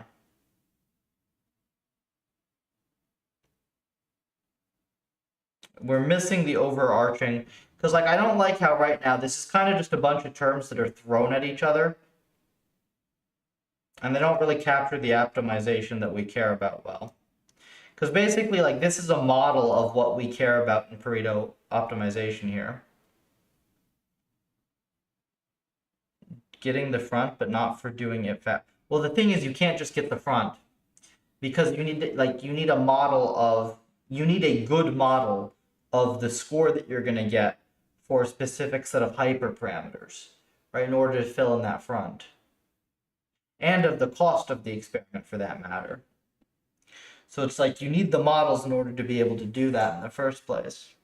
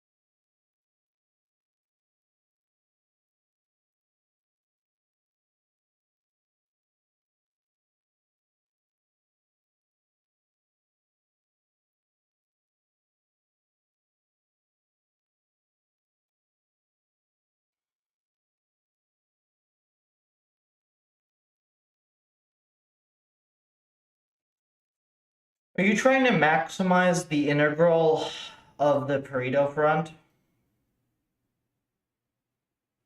But I don't know how the hell you do that.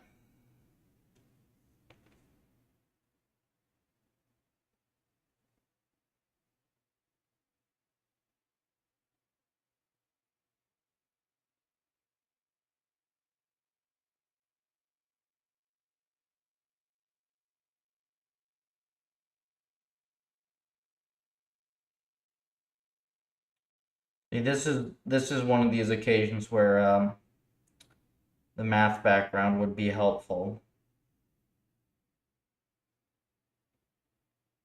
I guess you kind of do want to optimize, but the thing is, YPF has to also be a good model.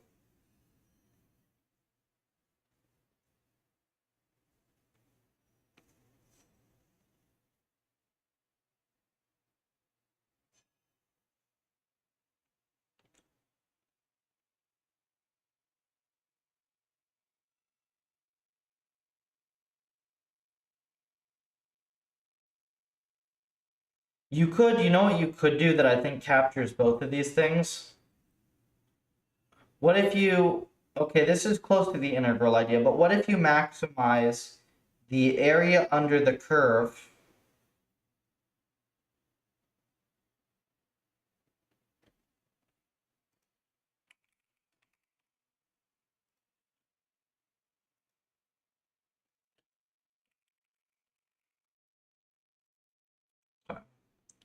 So let's say that you have a Pareto front that looks like this. This is the ground truth. You get some samples. Then what you do is you compute your integral like this. You approximate your integral like this.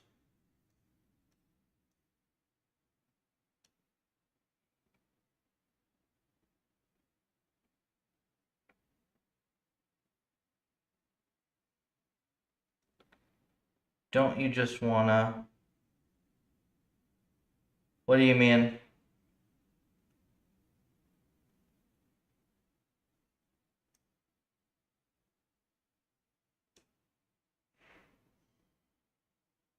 The focus? What does that mean in this context?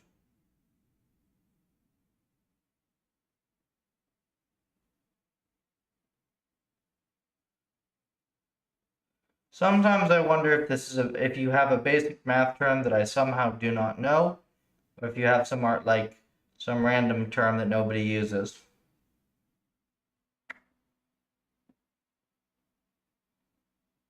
So I have to handle the boundaries on this thing.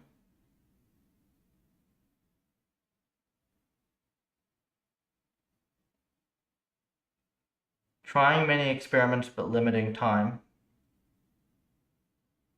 That's a separate optimization. Does not converge. So that's an early stopping. That's an optimization. That's orthogonal to this. You can have early stopping, but that doesn't give you Pareto optimal. If you encounter, you're not going to encounter them again if you're sampling in a continuous space, unless you explicitly try to repeat the experiment, in which case you would want to rerun it because you are checking for seed variance. Oh yeah, sure, but like, what does that have to do with this? This isn't a parabola.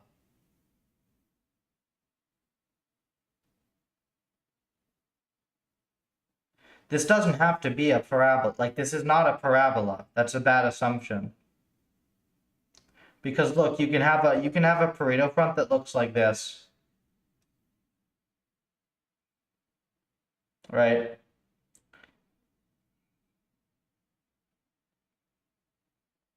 This doesn't have to have any defined shape.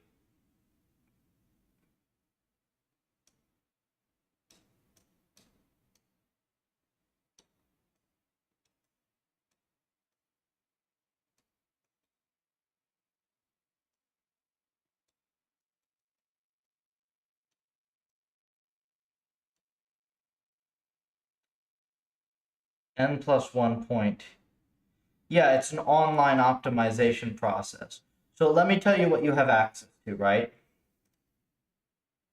You have access to these Gaussian processes. You cannot assume that they're good, right?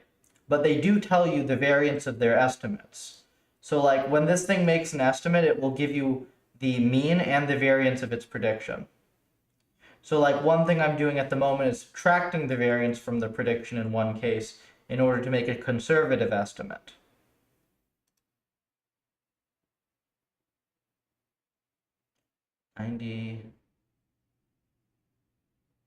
I don't know exactly. The shape of the Pareto front is going to be intrinsic to the problem and the architecture. Um, it's your job to discover it. Okay, so here's one thing I like about trying to do something like this. If you have a flat shape, this thing doesn't have to populate all of these points, right? You don't have to do this. Because if your model is confident that, hey, all these points are going to be the same, it doesn't have to really estimate, it doesn't have to do any of them. We might want some variance reduction term where maybe it runs one of these experiments just to double check, and make sure that its model is good. But it doesn't have to fill in a whole line if it's confident. On the other hand, it does have to fill in shapes where there's a lot of, where there's a curvature to be defined. It does have to fill those in because that actually, like, look at all this area that it's missing.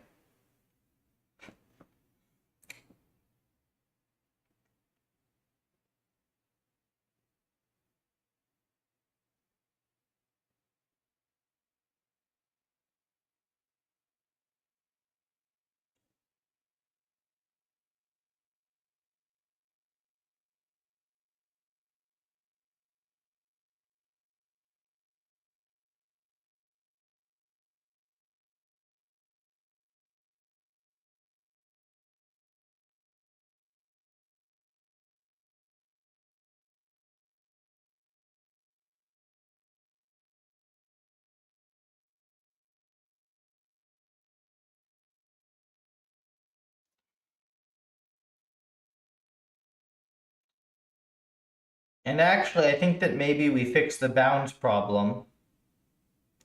If we draw this way, hold on. If we draw it this way,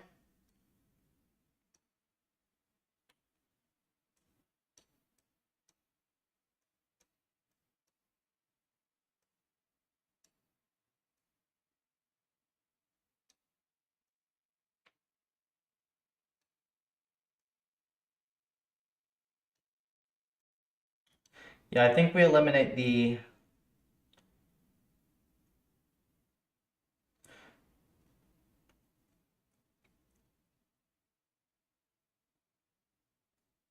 this is the thing we want to optimize. Well, this kind of just incentivizes it to keep running longer experiments for no damn reason.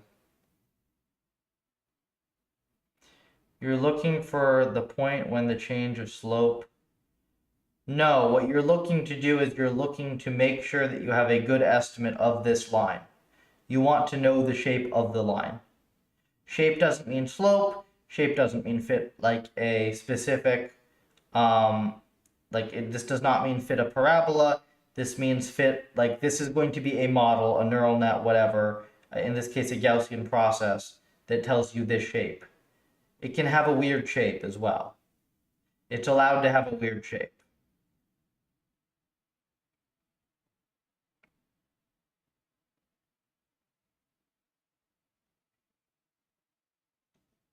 The common ones, though, are kind of flat and then something like this.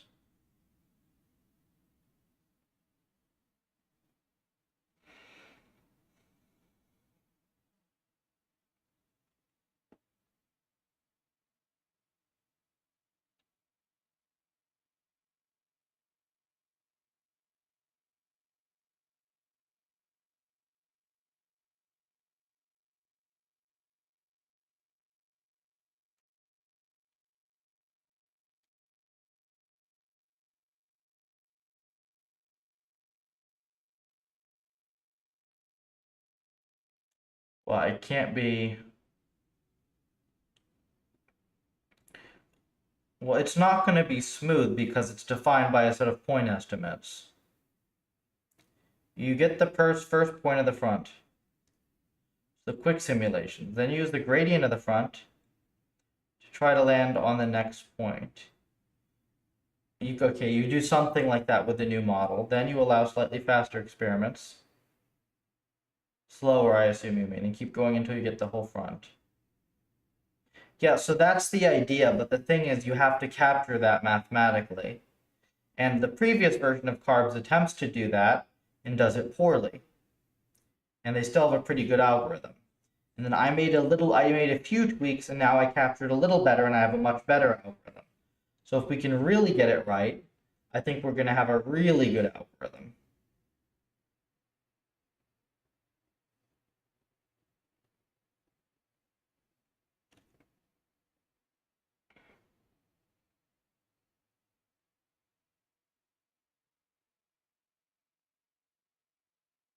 We do that already. See, but that's not enough because there are two problems, right? One is allocating the budget, right? Allocating the time budget to the experiment, and then the other is actually figuring out the thing that you're trying to optimize here. I think I almost have it with this.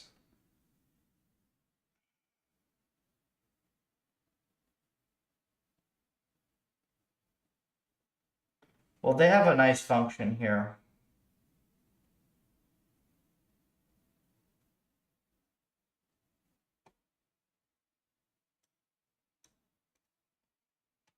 Maybe this is the right thing here, because what this is you're trying to make it so you can't improve at any point on the front.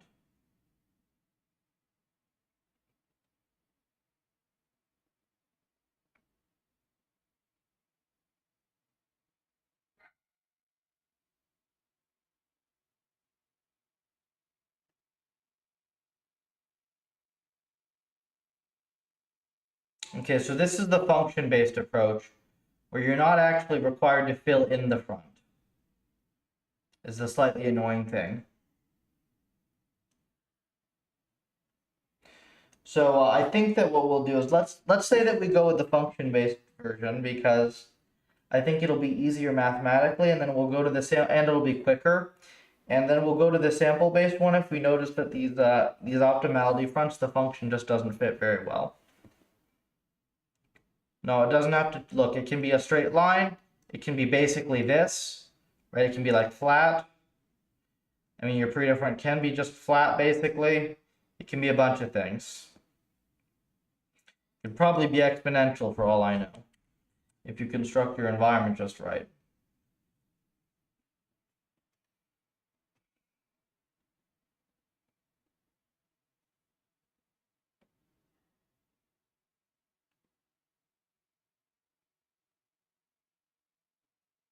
Hmm.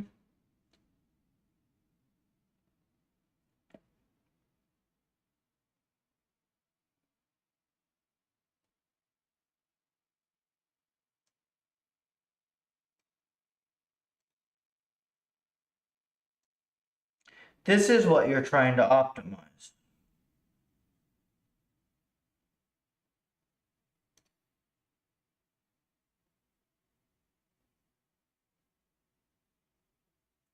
Is it?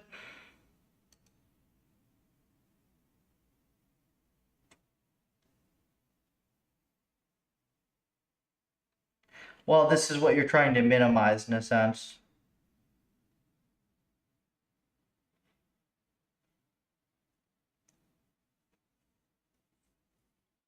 Use something similar to the variable time under kata methods.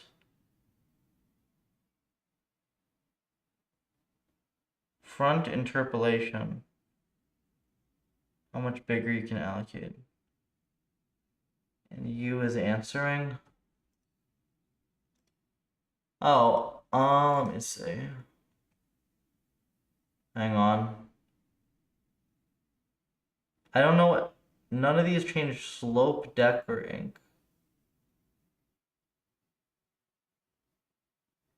Change of slope goes to 1. I don't know what that means. You're looking for the whole function.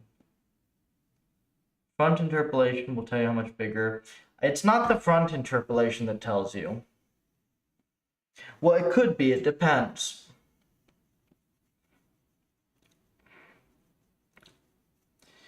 There are two distinct ways of going about it, right? One is that you either convex hull or integral or some approximation, right? You have to look at the area defined by the samples that you've collected, the Pareto samples. The other one is that you just have a function, right, that's generated by like a Gaussian process or whatever,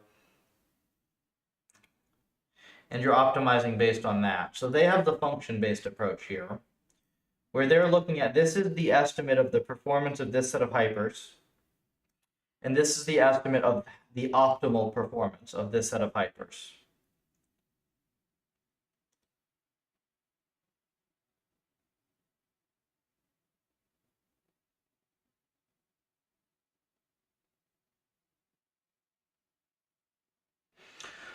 Oh, I kind of see. I kind of see.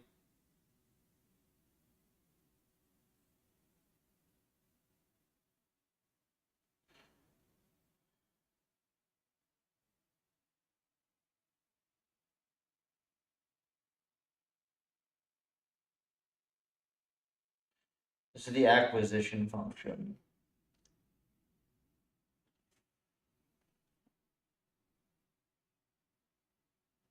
Okay, so this actually gives you something, right?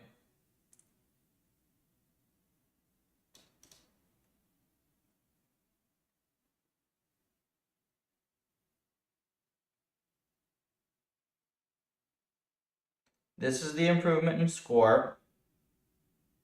It really seems like you should just be able to divide this function by cost and be done.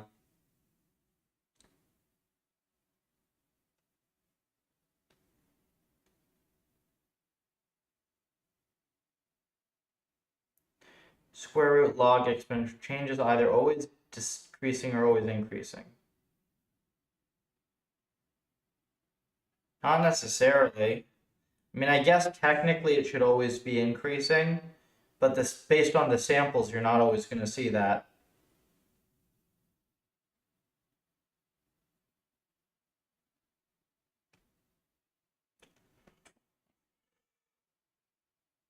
The function should always be increasing, the slope, I guess, decreasing.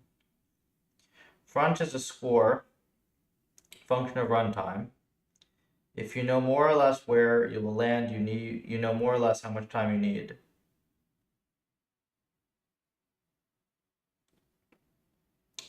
So there are two different models, right? You only know for sure, you only know it once you run the experiment and see how long it takes and how well it scores. These two are estimates of those quantities. So you get estimates of these quantities. No, not based on, yeah. Technically that should be true. Yes.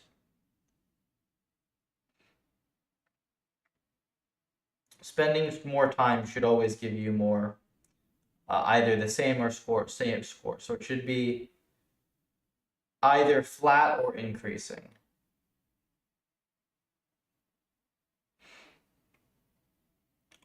It could be convex or concave, though. That's not guaranteed.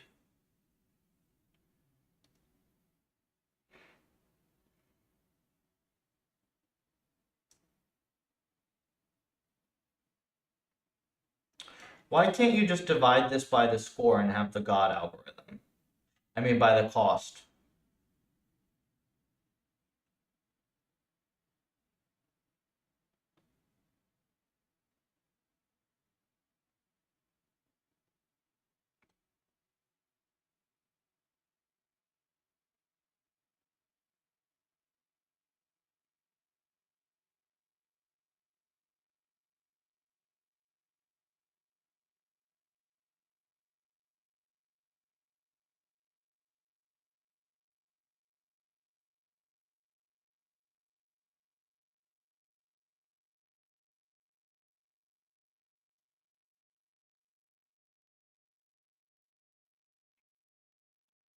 9 and 11. Okay, I gotta go to bed in 15, 20 minutes. Clearly you should divide by the score, right? Divide by the cost. Is it divide by the cost? Yeah, it's units of improvement per cost.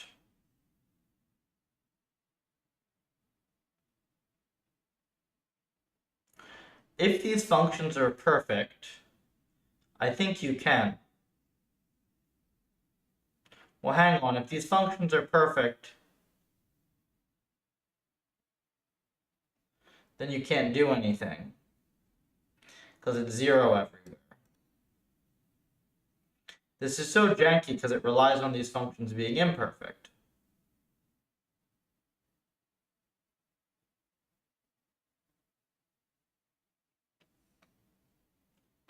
Need to go. Very cool stream. We'll be back first time here.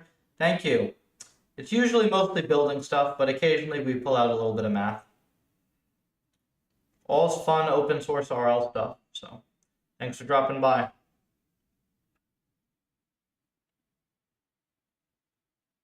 That's fun. I should have this stream on more often. You really get a lot of cool user engagement and people dropping by and stuff.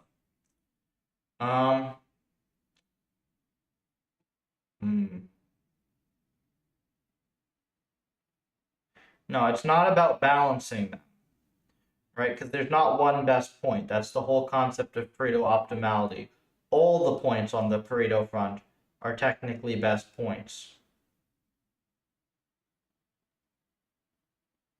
Technically, yes. In some cases, there will be a clear elbow, right? There will be like a clear, the function can look like this, right?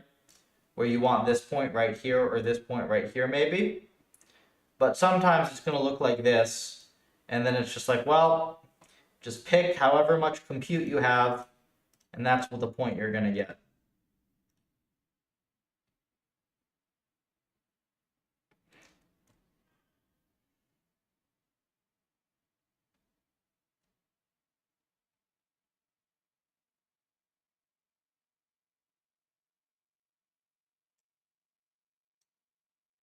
Let me really try to understand this.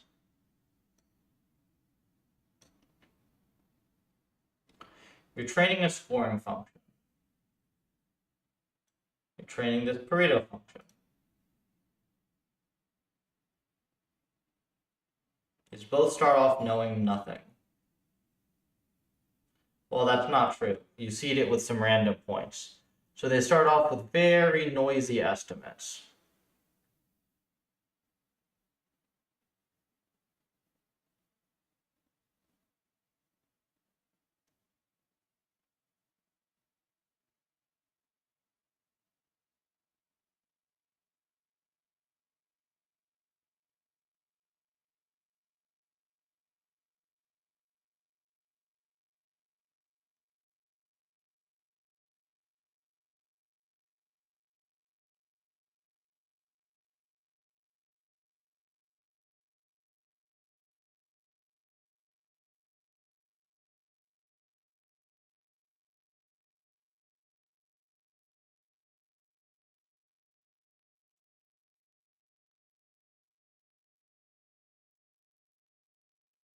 So when you end up with very noisy estimates, and you give it a ton of samples, and you then take a max over this,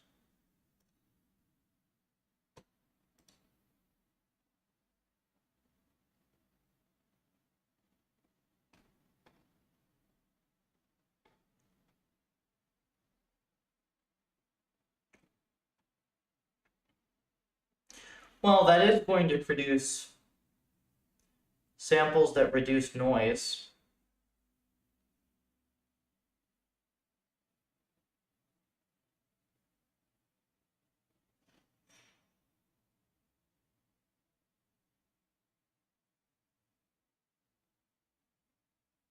The thing I don't like about this, right, is that if this function is high,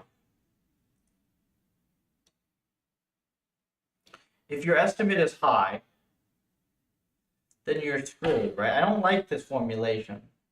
I think I know why.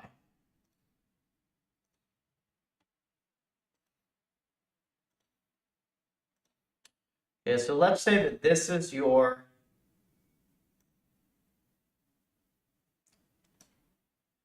GPY. This is your, was it GPPF? So this is your estimate of the Pareto front.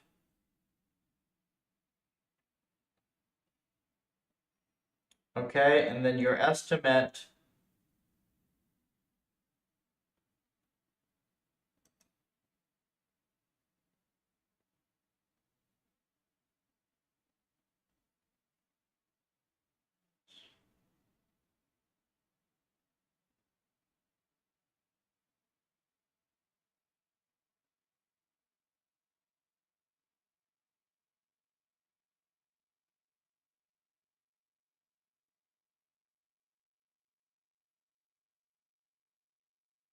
this estimate is going to give you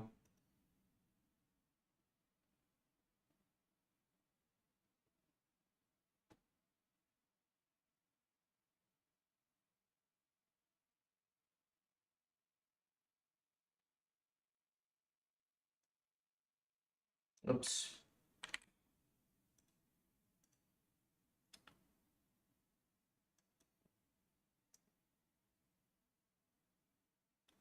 And then this is your GPY.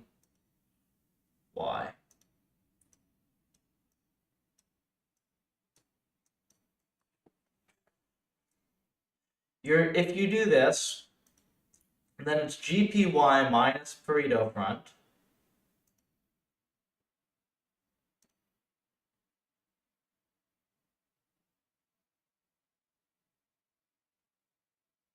Oh, hold on, it's the other way around. GPY minus Pareto front.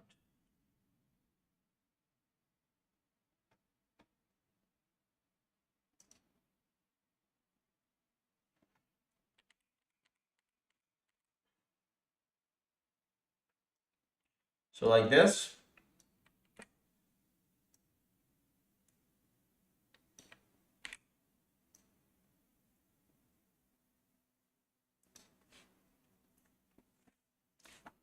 And specific.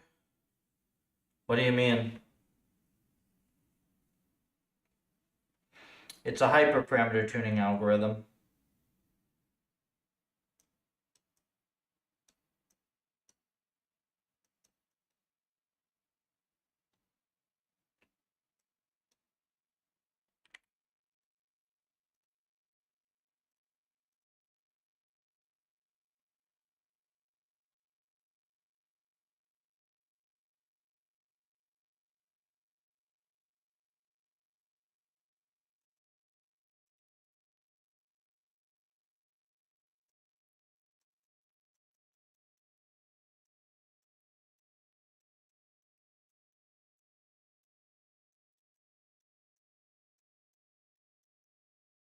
You want to do one sweep.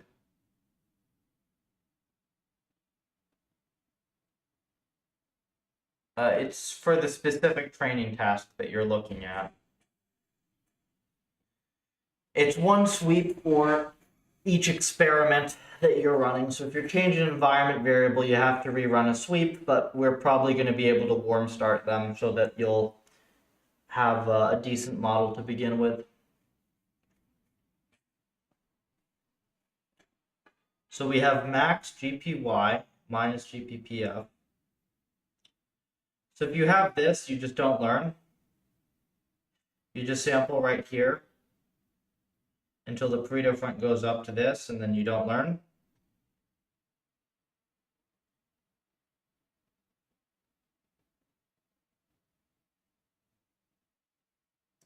What's this ReLU here? Oh, this ReLU here is technically to prevent that, because when you subtract, it gets to 0.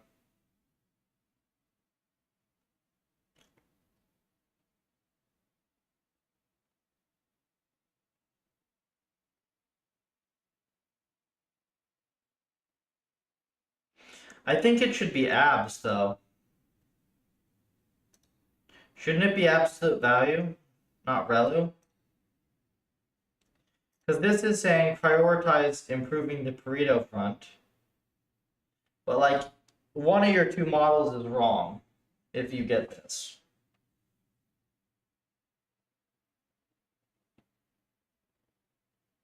So if you fix abs, then abs will be, it'll take the biggest magnitude. This is the sample that you want, right? Divide by the cost.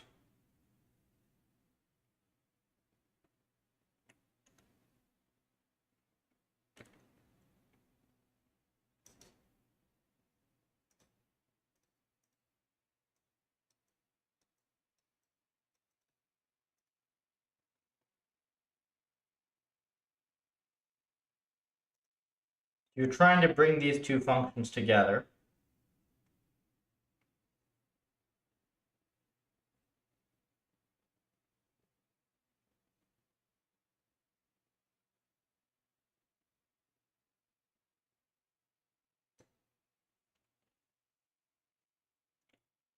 Because you're sampling, you will naturally get the variance as well of these. So like, you know, this orange function here is really going to be something like this.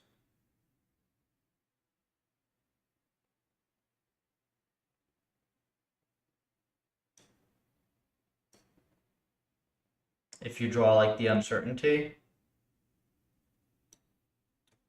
So then what will actually happen is you're going to get this point down here.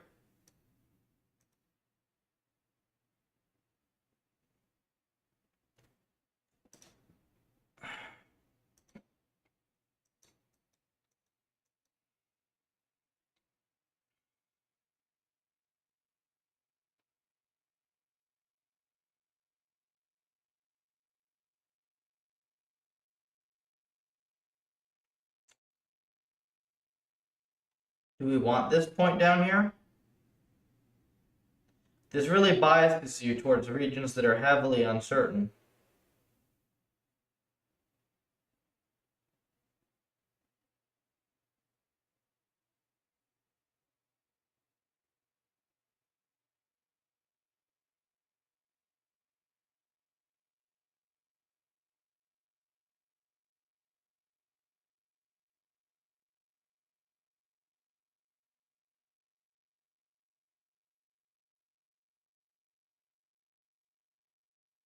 But wait, you don't want this experiment.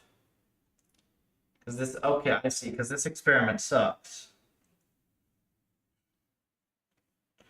But your Pareto could also be wrong.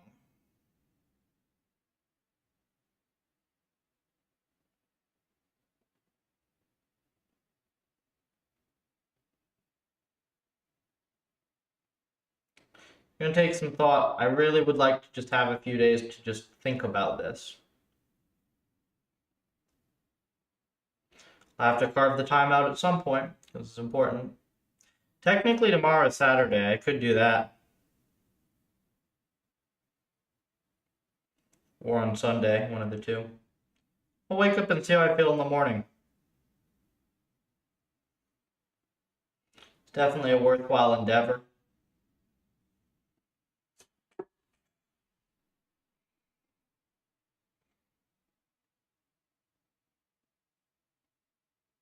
Yeah, so I forgot that this point, yeah, this point sucks, so we can't do that. That's a really dumb mistake. Yeah, so I'm falling asleep here.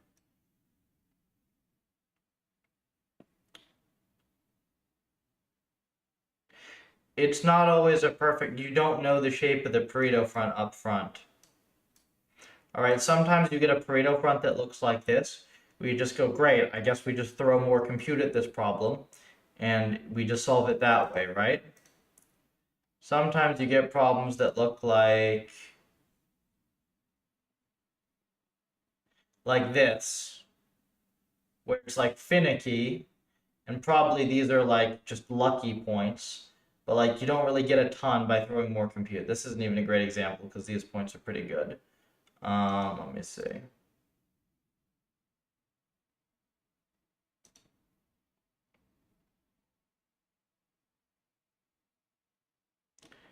Like sometimes it's this shape where it's like a pretty, there are lots of different shapes this thing can take. How's this one going, by the way? Oh, look at that. We're starting to get some scores.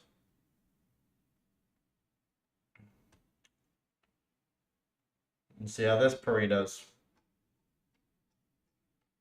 I'm gonna go to bed, but for folks watching, I might be working on this tomorrow. We will see. I should probably rest a little bit this weekend, though, because next week is going to be crazy.